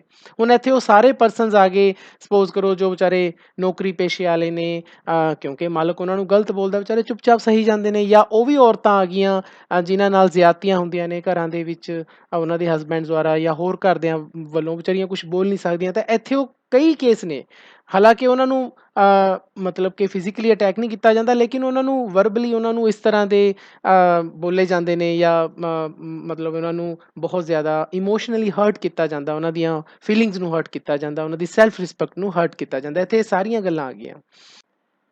ਪਰ ਜਿਹੜਾ ਇਹਨਾਂ ਕੇਸਿਸ ਦੇ ਵਿੱਚ ਬੱਚਿਓ ਜਿਹੜਾ ਲਾਅ ਹੈ, ਕਾਨੂੰਨ ਹੈ, ਉਹ ਇਹ ਪ੍ਰਾਈਵੇਟ ਮੈਨਰਸ ਦਾ ਉਹਨਾਂ ਦਾ ਗਾਰਜੀਅਨ ਨਹੀਂ ਬਣ ਸਕਦਾ। ਮਤਲਬ ਉਹਨਾਂ ਨੂੰ ਪ੍ਰੋਟੈਕਟ ਨਹੀਂ ਕਰ ਸਕਦਾ, ਬਿਕੋਜ਼ ਉਹਨਾਂ ਨੂੰ ਫਿਜ਼ੀਕਲੀ ਅਟੈਕ ਨਹੀਂ ਕੀਤਾ ਗਿਆ, ਉਹਨਾਂ ਨੂੰ ਵਰਬਲੀ ਇਮੋਸ਼ਨਲੀ ਹਰਟ ਕੀਤਾ ਜਾ ਰਿਹਾ ਹੈ, ਉਹਨਾਂ ਦੀਆਂ ਫੀਲਿੰਗਸ ਨੂੰ ਹਰਟ ਕੀਤਾ ਜਾ ਰਿਹਾ, ਉਹਨਾਂ ਨਾਲ ਗਲਤ ਬੋਲਿਆ ਜਾ ਰਿਹਾ ਹੈ, ਉਹਨਾਂ ਨਾਲ ਅੱਛਾ ਬਿਹੇਵੀਅਰ ਨਹੀਂ ਕੀਤਾ ਜਾਂਦਾ। ਇੱਥੇ ਲਾਅ ਕੁਝ ਨਹੀਂ ਕਰ ਸਕਦਾ, ਉਹਨਾਂ ਦੀ ਪ੍ਰੋਟੈਕਸ਼ਨ ਨਹੀਂ ਕਰ ਸਕਦਾ।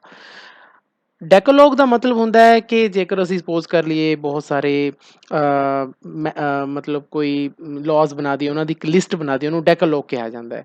ਕਹਿੰਦੇ ਮਤਲਬ ਇਹ ਜਿਹੜਾ ਡੈਕੋਲੋਗ ਹੈ, ਇਸ ਤਰ੍ਹਾਂ ਦੇ ਓਫੈਂਸਿਸ ਮਤਲਬ ਆਹੀ ਗੱਲਾਂ, ਕਿਸੇ ਨੂੰ ਇਮੋਸ਼ਨਲੀ ਹਰਟ ਕਰਨਾ, ਉਹਨਾਂ ਦੀਆਂ ਫੀਲਿੰਗਸ ਨੂੰ ਹਰਟ ਕਰਨਾ, ਉਹਨਾਂ ਦੀ ਸੈਲਫ ਰਿਸਪੈਕਟ 'ਤੇ ਸੱਟ ਮਾਰਨੀ, ਇਹਨਾਂ ਨੂੰ ਕਵਰ ਨਹੀਂ ਕਰ ਸਕਦਾ। ਕੋਈ ਵੀ ਡੈਕੋਲੋਗ ਇਹਨਾਂ ਓਫੈਂਸਿਸ ਨੂੰ ਕਵਰ ਨਹੀਂ ਕਰ ਸਕਦਾ।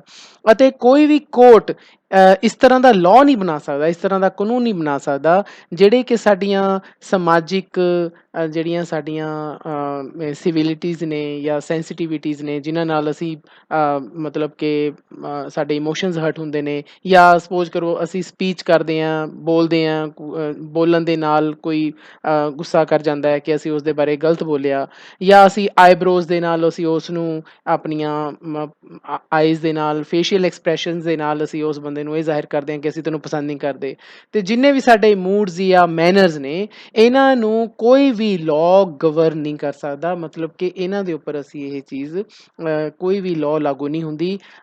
ਇਹ ਸਾਡੀਆਂ ਇੱਕ ਪਰਸਨਲ ਚੀਜ਼ਾਂ ਹੁੰਦੀਆਂ ਬੱਚਿਓ, ਪ੍ਰਾਈਵੇਟ ਮੈਟਰਸ ਹੁੰਦੇ ਨੇ। ਇਹ ਸਾਡੇ 'ਤੇ ਡਿਪੈਂਡ ਕਰਦਾ ਹੈ ਕਿ ਅਸੀਂ ਸਮਾਜ ਦੇ ਵਿੱਚ ਬੈਡ ਮੈਨਰਸ ਨਾਲ ਰਹਿਣਾ ਹੈ ਜਾਂ ਗੁੱਡ ਮੈਨਰਸ ਨਾਲ ਰਹਿਣਾ ਹੈ। ਕੋਈ ਵੀ ਲਾਅ ਦੁਨੀਆ ਦੇ ਵਿੱਚ ਬੰਦੇ ਨੂੰ ਜਿਹੜਾ ਹੈ ਉਹ ਗੁੱਡ ਮੈਨਰਸ ਨਹੀਂ ਸਿਖਾ ਸਕਦਾ। ਸਕਦਾ ਜਦ ਤੱਕ ਬੰਦਾ ਖੁਦ ਨਾ ਚਾਹੇ ਕਿ ਹਾਂ ਮੈਂ ਇੱਕ ਸਿਵਿਲੀਅਨ ਬਣਨਾ ਹੈ, ਇੱਕ ਗੁੱਡ ਸਿਵਿਲੀਅਨ ਬਣਨਾ ਹੈ। ਹੁਣ ਲਿਫਟਮੈਨ ਨੇ ਪਰਸਨ ਨੂੰ ਲਿਫਟ ਚੋਂ ਬਾਹਰ ਚੁੱਕ ਕੇ ਬਾਹਰ ਸੁੱਟਤਾ ਤੇ ਹੁਣ ਕਾਨੂੰਨ ਨੇ ਉਸ ਨੂੰ ਕਸੂਰਵਾਰ ਮੰਨਿਆ, ਉਸ ਤੇ ਫਾਈਨ ਕੀਤਾ। ਤਾਂ ਜਿਹੜਾ ਕਾਨੂੰਨ ਨੇ ਉਸ ਨਾਲ ਫੈਸਲਾ ਕੀਤਾ, ਸਾਨੂੰ ਮੰਨਣਾ ਪਏਗਾ, ਸਾਨੂੰ ਐਂਡੋਰਸ ਕਰਨਾ ਪਏਗਾ। ਜੋ ਵੀ ਵਰਡਿਕਟ ਉਹਦੇ ਖਿਲਾਫ ਗਈ ਸਾਨੂੰ ਮੰਨਣਾ ਪਏਗਾ, ਬਿਕੋਜ਼ ਕਾਨੂੰਨ ਆਪਣੀ ਜਗ੍ਹਾ ਤੇ ਉੱਥੇ ਸਹੀ ਸੀ। ਹਾਲਾਂਕਿ ਕਈ ਲੋਕ ਹੋਣਗੇ ਜਿਨ੍ਹਾਂ ਨੂੰ ਉਸ ਲਿਫਟਮੈਨ ਦੇ ਨਾਲ ਸਿੰਪਥੀ ਹੋਏਗੀ ਕਿ ਮਤਲਬ ਉਸ ਨਾਲੋਂ ਹਮਦਰਦੀ ਕਰਦੇ ਹੋਣਗੇ ਕਿ ਉਹਦੇ ਨਾਲ ਗਲਤ ਹੋਇਆ ਵਿਚਾਰੇ ਨਾਲ, ਕਿਉਂਕਿ ਬੰਦੇ ਨੇ ਪਹਿਲਾਂ ਆ ਕੇ ਉਸਨੂੰ ਪੁੱਠਾ ਬੋਲਿਆ। ਕਹਿੰਦੇ ਇਹ ਤਾਂ ਠੀਕ ਹੈ ਕਿ ਸਾਨੂੰ ਜਿਹੜਾ ਲਾਅ ਹੈ, ਕਾਨੂੰਨ ਹੈ, ਉਹ ਸਾਨੂੰ ਪਲੀਜ਼ ਕਹਿਣਾ ਨਹੀਂ ਸਿਖਾਉਂਦਾ, ਕੰਪੈਲ ਨਹੀਂ ਕਰਦਾ ਸਾਨੂੰ। ਉਹ ਸਾਨੂੰ ਮਤਲਬ ਜ਼ਬਰਦਸਤੀ ਸਾਡੇ ਤੋਂ ਪਲੀਜ਼ ਨਹੀਂ ਕਹਾ ਸਕਦਾ। ਪਰ ਬੱਚਿਓ, ਕੋਈ ਵੀ ਲਾਅ ਹੁੰਦਾ ਹੈ ਉਸ ਤੋਂ ਉੱਪਰ ਕੀ ਹੁੰਦਾ ਹੈ? ਸਿਵਲ ਹੋਣਾ। ਸਿਵਲ ਹੋਣਾ ਦਾ ਮਤਲਬ ਕਿ ਇੱਕ ਚੰਗਾ ਨਾਗਰਿਕ ਹੋਣਾ। ਤੇ ਇਹ ਤਾਂ ਕਹਿੰਦੇ ਸੋਸ਼ਲ ਪ੍ਰੈਕਟਿਸ ਰਹੀ ਹੈ, ਇਹ ਤਾਂ ਸਮਾਜ ਦੀ ਇੱਕ ਪ੍ਰਥਾ ਰਹੀ ਹੈ। ਤੇ ਇਹ ਕਿਸੇ ਵੀ ਲਾਅ ਨਾਲੋਂ, ਕਿਸੇ ਵੀ ਕਾਨੂੰਨ ਦੇ ਨਾਲੋਂ ਮੋਰ ਸੇਕਰੇਡ ਰਹੀ ਹੈ। ਮੋਰ ਸੇਕਰੇਡ ਮਤਲਬ ਕਿ ਜ਼ਿਆਦਾ ਜਿਸਨੂੰ ਕਿ ਅਸੀਂ ਮੰਨਦੇ ਹਾਂ, ਜਿਸਨੂੰ ਕਿ ਜ਼ਿਆਦਾ ਅਸੀਂ ਹੋਲੀ ਮੰਨਦੇ ਹਾਂ, ਪਵਿੱਤਰ ਮੰਨਦੇ ਹਾਂ, ਐਂਡ ਮੱਚ ਓਲਡਰ ਰਹੀ ਹੈ। ਤੇ ਇਹ ਕਿਸੇ ਵੀ ਲਾਅ ਦੇ ਬਣਨ ਤੋਂ ਪਹਿਲਾਂ ਦੀ ਰਹੀ ਹੈ। ਈਵਨ ਕਿ ਬੱਚਿਓ, ਅਸੀਂ ਜਦੋਂ ਸਪੋਜ਼ ਕਰੋ ਕੋਈ ਪੁਰਾਣੇ ਸੀਰੀਅਲਸ ਦੇਖੀਏ ਤਾਂ ਉਦੋਂ ਵੀ ਥੈਂਕਸ, ਗ੍ਰੈਟੀਟਿਊਡ, ਵੈਲਕਮ ਵਰਗੇ ਸ਼ਬਦ ਬੋਲੇ ਜਾਂਦੇ ਸੀ। ਹਾਲਾਂਕਿ ਉਸ ਟਾਈਮ ਕੋਈ ਕਾਨੂੰਨ ਨਹੀਂ ਸੀ ਹੁੰਦਾ, ਕੋਈ ਲਾਅ ਨਹੀਂ ਸੀ ਬਣਿਆ ਹੋਇਆ। ਇੱਥੇ ਰਾਈਟਰ ਇਹ ਕਹਿਣਾ ਚਾਹੁੰਦਾ ਹੈ ਕਿ ਜਿਹੜਾ ਪਲੀਜ਼ ਕਹਿਣਾ ਹੈ, ਇਹ ਕਿਸੇ ਲਾਅ ਨੇ ਸਾਨੂੰ ਨਹੀਂ ਸਿਖਾਇਆ। ਇਹ ਲਾਅ ਦੇ ਹੋਣ ਤੋਂ ਪਹਿਲਾਂ ਦਾ ਪਲੀਜ਼ ਕਹਿਣ ਦਾ ਸਾਡਾ ਇੱਕ ਸੋਸ਼ਲ ਕਸਟਮ ਰਹੀ ਹੈ। ਹੁਣ ਰਾਈਟਰ ਇੱਕ ਬਹੁਤ ਹੀ ਵਧੀਆ ਗੱਲ ਕਹਿੰਦਾ ਹੈ। ਕਹਿੰਦਾ first requirement of civility is that we should acknowledge a service. ਕਹਿੰਦੇ ਨਾਗਰਿਕ ਹੋਣਾ, ਇੱਕ ਚੰਗੀ ਨਾਗਰਿਕਤਾ ਦੀ ਨਿਸ਼ਾਨੀ ਇਹ ਹੈ, ਸਭ ਤੋਂ ਪਹਿਲੀ ਰਿਕੁਆਇਰਮੈਂਟ ਇਹ ਹੈ ਕਿਸੇ ਵੀ ਚੰਗੀ ਨਾਗਰਿਕਤਾ ਦੀ ਜੋ ਜ਼ਰੂਰਤ ਹੈ, ਉਹ ਇਹ ਹੈ ਕਿ ਜੇਕਰ ਸਾਨੂੰ ਕੋਈ ਸਰਵਿਸ ਕਿਸੇ ਤਰ੍ਹਾਂ ਦੀ ਦਿੰਦਾ ਹੈ, ਸਾਡਾ ਕੋਈ ਕੰਮ ਕਰਦਾ ਹੈ, ਤਾਂ ਸਾਨੂੰ ਉਸ ਸਰਵਿਸ ਨੂੰ ਮੰਨਣਾ ਚਾਹੀਦਾ ਹੈ, ਸਾਨੂੰ ਐਕਨੋਲੇਜ ਕਰਨਾ ਚਾਹੀਦਾ ਹੈ। ਐਕਨੋਲੇਜ ਕਰਨ ਲਈ ਅਸੀਂ ਕੀ ਕਹਾਂਗੇ? ਥੈਂਕਸ ਕਹਾਂਗੇ। ਅਤੇ ਜੇ ਅਸੀਂ ਸਰਵਿਸ ਕਿਸੇ ਤੋਂ ਕਰਵਾਉਣੀ ਹੋਵੇ, ਕੋਈ ਕੰਮ ਕਿਸੇ ਤੋਂ ਕਰਵਾਉਣਾ ਹੋਵੇ, ਤਾਂ ਪਹਿਲਾਂ ਸਾਨੂੰ ਕੀ ਕਹਿਣਾ ਚਾਹੀਦਾ ਹੈ? ਪਲੀਜ਼ ਕਹਿਣਾ ਚਾਹੀਦਾ ਹੈ। ਤਾਂ ਬੱਚਿਓ, ਇੱਥੇ ਜਿਹੜੇ ਪਲੀਜ਼ ਐਂਡ ਥੈਂਕ ਯੂ ਨੇ, ਇਹ ਬਹੁਤ ਹੀ ਸਮਾਲ ਚੇਂਜਿਸ ਨੇ ਜਿਸ ਦੇ ਨਾਲ ਅਸੀਂ ਕਹਿ ਕੇ ਅਸੀਂ ਆਪਣੇ ਜਿਹੜਾ ਅਸੀਂ ਇੱਕ ਚੰਗੇ ਸੋਸ਼ਲ ਬੀਇੰਗਸ ਹੋਣ ਦਾ, ਅਸੀਂ ਸਮਾਜਿਕ ਪ੍ਰਾਣੀ ਹੋਣ ਦਾ ਆਪਣਾ ਇੱਕ ਪੇਵ ਓਵਰ ਵੇ, ਆਪਣਾ ਜਿਹੜਾ ਰਸਤਾ ਹੈ ਉਸਨੂੰ ਈਜ਼ੀ ਕਰ ਸਕਦੇ ਹਾਂ। ਮਤਲਬ ਅਸੀਂ ਆਪਣੀ ਜ਼ਿੰਦਗੀ ਬਹੁਤ ਵਧੀਆ ਤਰੀਕੇ ਨਾਲ ਅਸੀਂ ਗੁਜ਼ਾਰ ਸਕਦੇ ਹਾਂ ਜੇਕਰ ਸਾਨੂੰ ਪਲੀਜ਼ ਤੇ ਥੈਂਕ ਯੂ ਸਹੀ ਤਰੀਕੇ ਨਾਲ ਯੂਜ਼ ਕਰਨ ਦੀ ਆਦਤ ਆ ਜੇ। ਤਾਂ ਬੱਚਿਓ, ਮੈਂ ਜਦੋਂ ਚੈਪਟਰ ਸਟਾਰਟ ਕੀਤਾ ਸੀ ਤਾਂ ਉਦੋਂ ਮੈਂ ਕਿਹਾ ਸੀ ਕਿ ਪਲੀਜ਼ ਐਂਡ ਥੈਂਕ ਯੂ ਕਹਿਣਾ ਸਭ ਨੂੰ ਆਉਂਦਾ ਹੈ, ਲੇਕਿਨ ਯੂਜ਼ ਨਹੀਂ ਕਰਨਾ ਆਉਂਦਾ। ਕਹਿਣਾ ਤੇ ਯੂਜ਼ ਕਰਨ 'ਚ ਬੱਚਿਓ ਬਹੁਤ ਜ਼ਿਆਦਾ ਫਰਕ ਹੁੰਦਾ ਹੈ। ਇਹ ਸਾਨੂੰ ਇਹ ਪੂਰਾ ਐਸੇ ਸਾਨੂੰ ਇਹੀ ਸਿਖਾਉਂਦਾ ਹੈ। ਕਹਿੰਦੇ ਇਹ ਛੋਟੀਆਂ ਛੋਟੀਆਂ ਕਰਟਿਸੀਜ਼ ਨੇ। ਕਰਟਿਸੀਜ਼ ਦਾ ਮਤਲਬ ਗੁੱਡ ਬਿਹੇਵੀਅਰ ਨੇ, ਚੰਗਾ ਕੰਡਕਟ ਹੈ, ਇਹ ਚੰਗਾ ਵਿਵਹਾਰ ਹੈ, ਜਿਸ ਦੇ ਨਾਲ ਸਾਡੀ ਜਿਹੜੀ ਲਾਈਫ ਦੀ ਜੋ ਮਸ਼ੀਨ ਹੈ, ਦੇਖੋ ਲਾਈਫ ਇੱਕ ਤਰ੍ਹਾਂ ਦੀ ਮਸ਼ੀਨ ਹੈ ਤੇ ਉਸ ਨੂੰ ਆਇਲ ਮਿਲਦਾ ਰਹਿੰਦਾ, ਮਤਲਬ ਉਸ 'ਚ ਇੱਕ ਤਰ੍ਹਾਂ ਦਾ ਤੇਲ ਪੈਂਦਾ ਰਹਿੰਦਾ ਹੈ ਅਤੇ ਉਹ ਬਹੁਤ ਹੀ ਵਧੀਆ ਤਰੀਕੇ ਨਾਲ ਸਵੀਟਲੀ, ਬਹੁਤ ਹੀ ਵਧੀਆ ਤਰੀਕੇ ਨਾਲ ਸਾਡੀ ਲਾਈਫ ਲੰਘਦੀ ਹੈ। ਜਿਸ ਤਰ੍ਹਾਂ ਕਿਸੇ ਵੀ ਮਸ਼ੀਨ ਨੂੰ ਚਲਾਉਣ ਦੇ ਲਈ, ਸਪੋਜ਼ ਕਰੋ ਸਾਈਕਲ ਨੂੰ ਚਲਾਉਣ ਦੇ ਲਈ ਸਾਨੂੰ ਮਸ਼ੀਨ ਆਇਲ ਦੀ ਜ਼ਰੂਰਤ ਹੁੰਦੀ ਹੈ, ਤਾਂ ਸਾਡੀ ਜ਼ਿੰਦਗੀ ਦੇ ਵਿੱਚ ਆਇਲਿੰਗ ਦਾ ਕੰਮ ਕੌਣ ਕਰਦਾ ਹੈ? Please and thank you. ਤਾਂ ਕਹਿੰਦੇ ਇਹ ਰਾਈਟਰ ਅੱਗੇ ਕਹਿੰਦਾ ਹੈ ਕਿ ਹੁਣ ਦੇਖੋ, ਉਹ ਦੋ ਚੀਜ਼ਾਂ ਦੀ ਗੱਲ ਕਰਦਾ ਹੈ ਕਿ ਇੱਕ ਸਮਾਜ ਹੈ ਜਿਸ ਦੇ ਵਿੱਚ ਅਸੀਂ ਫਰੈਂਡਲੀ ਕੋਆਪਰੇਸ਼ਨ ਦੇ ਨਾਲ ਅਸੀਂ ਕੋਈ ਵੀ ਕੰਮ ਕਿਸੇ ਤੋਂ ਕਰਵਾ ਸਕਦੇ ਹਾਂ ਜਾਂ ਉਸਦਾ ਕੰਮ ਕਰ ਸਕਦੇ ਹਾਂ। ਦੂਸਰਾ ਤਰੀਕਾ ਹੈ on the basis of superiors dictating to inferiors. ਦੂਜੇ ਪਾਸੇ ਅਸੀਂ ਕੰਮ ਤਾਂ ਹੋ ਜਾਏਗਾ, ਇੱਕ ਸੁਪੀਰੀਅਰ ਬੰਦਾ ਹੈ ਉਹ ਆਪਣੇ ਇਨਫੀਰੀਅਰਸ, ਸੁਪੀਰੀਅਰ ਮਤਲਬ ਜੋ ਵੱਡਾ ਅਹੁਦੇ 'ਚ ਵੱਡਾ ਹੈ, ਇਨਫੀਰੀਅਰ ਜੋ ਉਸ ਤੋਂ ਛੋਟਾ ਹੈ ਤਬਕੇ 'ਚ, ਸਮਾਜਿਕ ਤਬਕੇ 'ਚ ਛੋਟਾ ਹੈ ਜਾਂ ਉਸ ਦੇ ਪ੍ਰੋਫੈਸ਼ਨਲ ਤਬਕੇ 'ਚ ਛੋਟਾ ਹੈ, ਤਾਂ ਉਸ ਨੂੰ ਉਹ ਡਿਕਟੇਟ ਕਰਕੇ ਮਤਲਬ ਉਸ 'ਤੇ ਆਰਡਰ ਕਰਵਾ ਕੇ ਕੰਮ ਕਰ ਸਕਦਾ ਹੈ। ਹੁਣ ਜ਼ਿਆਦਾ ਵਧੀਆ ਕੀ ਹੈ? ਜਦ ਅਸੀਂ on the basis of friendly cooperation ਦੇ ਨਾਲ ਅਸੀਂ ਕੋਈ ਕੰਮ ਕਰਦੇ ਹਾਂ। ਤਾਂ ਇੱਥੇ ਦੋ ਤਰ੍ਹਾਂ ਦੀ ਕਹਿਣ ਦਾ ਮਤਲਬ ਬੱਚਿਓ, ਸਾਡਾ ਦੋ ਤਰ੍ਹਾਂ ਦੀ ਚੀਜ਼ ਦੀ ਕੰਪੈਰੀਜ਼ਨ ਕੀਤੀ ਗਈ ਹੈ। ਇੱਕ ਫਰੈਂਡਲੀ ਕੋਆਪਰੇਸ਼ਨ, ਇੱਕ ਹੈ ਸੁਪੀਰੀਅਰ ਡਿਕਟੇਟਿੰਗ ਟੂ ਇਨਫੀਰੀਅਰਸ। ਤਾਂ ਜ਼ਿਆਦਾ ਵਧੀਆ ਕੀ ਹੈ ਕਿ ਅਸੀਂ ਫਰੈਂਡਲੀ ਕੋਆਪਰੇਸ਼ਨ ਦੇ ਨਾਲ ਅਸੀਂ ਇੱਕ ਦੂਜੇ ਨਾਲ ਸਹਿਯੋਗ ਕਰੀਏ, ਪਰਸਪਰ ਸਹਿਯੋਗ ਕਰੀਏ ਫਰੈਂਡਲੀ ਐਟਮੋਸਫੇਅਰ ਦੇ ਵਿੱਚ, ਨਾ ਕਿ ਅਸੀਂ ਕਿਸੇ ਨੂੰ ਡਿਕਟੇਟ ਕਰੀਏ, ਆਰਡਰ ਦਈਏ ਕਿ ਆਹ ਕੰਮ ਕਰ ਤੂੰ ਜਾਂ ਨਾ ਕਰ। ਫਿਰ ਉਹ ਰਾਈਟਰ ਇਹ ਕਹਿੰਦਾ, ਕਹਿੰਦੇ ਕੋਈ ਇੱਕ ਬੰਦਾ ਇਹੋ ਜਿਹਾ ਵਲਗਰ ਹੋਏਗਾ, ਵਲਗਰ ਦਾ ਮਤਲਬ ਅਸਭਿਆ ਬੰਦਾ ਹੋਏਗਾ, ਜਿਹਨੂੰ ਕੋਈ ਪਤਾ ਹੀ ਨਹੀਂ ਹੈਗਾ ਸਮਾਜ ਦੇ ਵਿੱਚ ਜੀਣਾ ਕਿਵੇਂ ਹੈ, ਜਿਹੜਾ ਕਿ ਉਹਨੇ ਮੰਨ ਲਓ ਕਿਸੇ ਤੋਂ ਉਸ ਬੰਦੇ ਨੇ ਕੰਮ ਕਰਾਉਣਾ ਹੈ, ਤਾਂ ਕੰਮ ਕਰਾਉਣ ਦੇ ਦੋ ਹੀ ਤਰੀਕੇ ਨੇ, ਜਾਂ ਤਾਂ ਉਹ ਕਮਾਂਡ ਕਰੂਗਾ ਜਾਂ ਫਿਰ ਉਹ ਪਿਆਰ ਨਾਲ ਕਹੂਗਾ ਕਿ ਆਹ ਕੰਮ ਕਰ ਦੋ।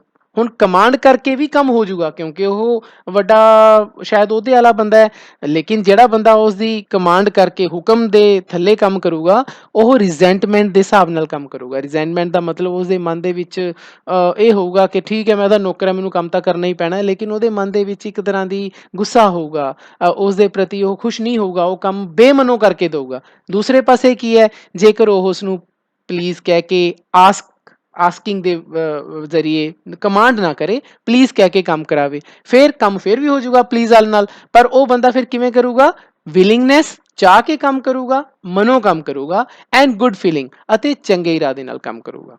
ਕੰਮ ਦੋਨਾਂ ਪਾਸੇ ਹੋ ਜਾਊਗਾ, ਲੇਕਿਨ ਵਧੀਆ ਕੰਮ ਉਦੋਂ ਹੋਊਗਾ ਜਦੋਂ ਬੱਚੇ ਉਹ ਮਨ ਦੇ ਨਾਲ ਕੀਤਾ ਜਾਂਦਾ ਹੈ, ਜਦੋਂ ਅਸੀਂ ਗੁੱਡ ਫੀਲਿੰਗ ਦੇ ਨਾਲ ਕਰਦੇ ਹਾਂ, ਮਨੋਂ ਇਹ ਸੋਚ ਕੇ ਕਰਦੇ ਹਾਂ ਕਿ ਹਾਂ ਬੰਦੇ ਨੇ ਸਾਨੂੰ ਬੜੇ ਪਿਆਰ ਨਾਲ ਕਿਹਾ ਸੀ ਕੰਮ ਕਰ ਦਈਏ। ਤਾਂ ਇਸ ਪੂਰੇ ਪੈਰੇ ਦੇ ਵਿੱਚ ਰਾਈਟਰ ਸਾਨੂੰ ਇਹ ਕਹਿਣਾ ਚਾਹੁੰਦਾ ਹੈ ਕਿ ਅਸੀਂ ਆਪਣੇ ਸਮਾਜ ਦੇ ਵਿੱਚ ਪਲੀਜ਼ ਥੈਂਕ ਯੂ ਕਹਿਣਾ ਸਿੱਖੀਏ, ਉਹਨਾਂ ਨੂੰ ਯੂਜ਼ ਕਰਨਾ ਸਿੱਖੀਏ, ਬਜਾਏ ਕਿ ਅਸੀਂ ਇੱਕ ਦੂਜੇ ਨੂੰ ਕਮਾਂਡ ਕਰੀਏ। ਤਾਂ ਸਟੂਡੈਂਟਸ ਇਸ ਪੈਰੇ ਦੇ ਵਿੱਚ ਰਾਈਟਰ ਆਪਣੇ ਇੱਕ ਫਰੈਂਡ ਦਾ ਜ਼ਿਕਰ ਕਰਦਾ ਹੈ। ਉਹ ਕੀ ਕਹਿੰਦਾ ਹੈ, ਕਹਿੰਦਾ ਮੈਂ ਆਪਣੇ ਇੱਕ ਫਰੈਂਡ ਦਾ ਪੋਲਾਈਟ ਕੰਡਕਟਰ ਨੂੰ ਪੇਸ਼ ਕਰਨਾ ਚਾਹਾਂਗਾ ਇਸੇ ਸੰਦਰਭ ਦੇ ਵਿੱਚ, ਇਸੇ ਕਨੈਕਸ਼ਨ ਦੇ ਵਿੱਚ। ਤਾਂ ਬੱਚਿਓ ਇੱਥੇ ਨੋਟ ਕਰਨ ਵਾਲੀ ਗੱਲ ਇਹ ਹੈ ਕਿ ਉਸਨੇ ਕੰਡਕਟਰ ਦੇ ਅੱਗੇ ਸਪੈਸ਼ਲ ਦਾ ਪੋਲਾਈਟ ਲਗਾਇਆ ਹੈ। ਇਹ ਐਡਜੈਕਟਿਵ ਕਹਿ ਲਓ, ਵਿਸ਼ੇਸ਼ਣ ਕਹਿ ਲਓ, ਜਾਂ ਅੱਗੇ ਜਾ ਕੇ ਉਸਨੇ ਰਾਈਟਰ ਨੇ ਇਸ ਨੂੰ ਟਾਈਟਲ ਕਿਹਾ ਹੈ। ਤਾਂ ਜਿਹੜਾ ਉਸਨੇ ਆ ਟਾਈਟਲ ਲਗਾਇਆ ਹੈ ਦਾ ਪੋਲਾਈਟ ਕੰਡਕਟਰ ਦੇ ਅੱਗੇ, ਫਿਰ ਉਹ ਉਸਦੀ ਜਸਟੀਫਿਕੇਸ਼ਨ ਦਿੰਦਾ ਹੈ ਅਗਲੀ ਇਸੇ ਲਾਈਨ 'ਚ ਕਿ ਉਸਨੇ ਦਾ ਪੋਲਾਈਟ ਕੰਡਕਟਰ ਆਪਣੇ ਫਰੈਂਡ ਦੇ ਲਈ ਕਿਉਂ ਲਗਾਇਆ ਹੈ।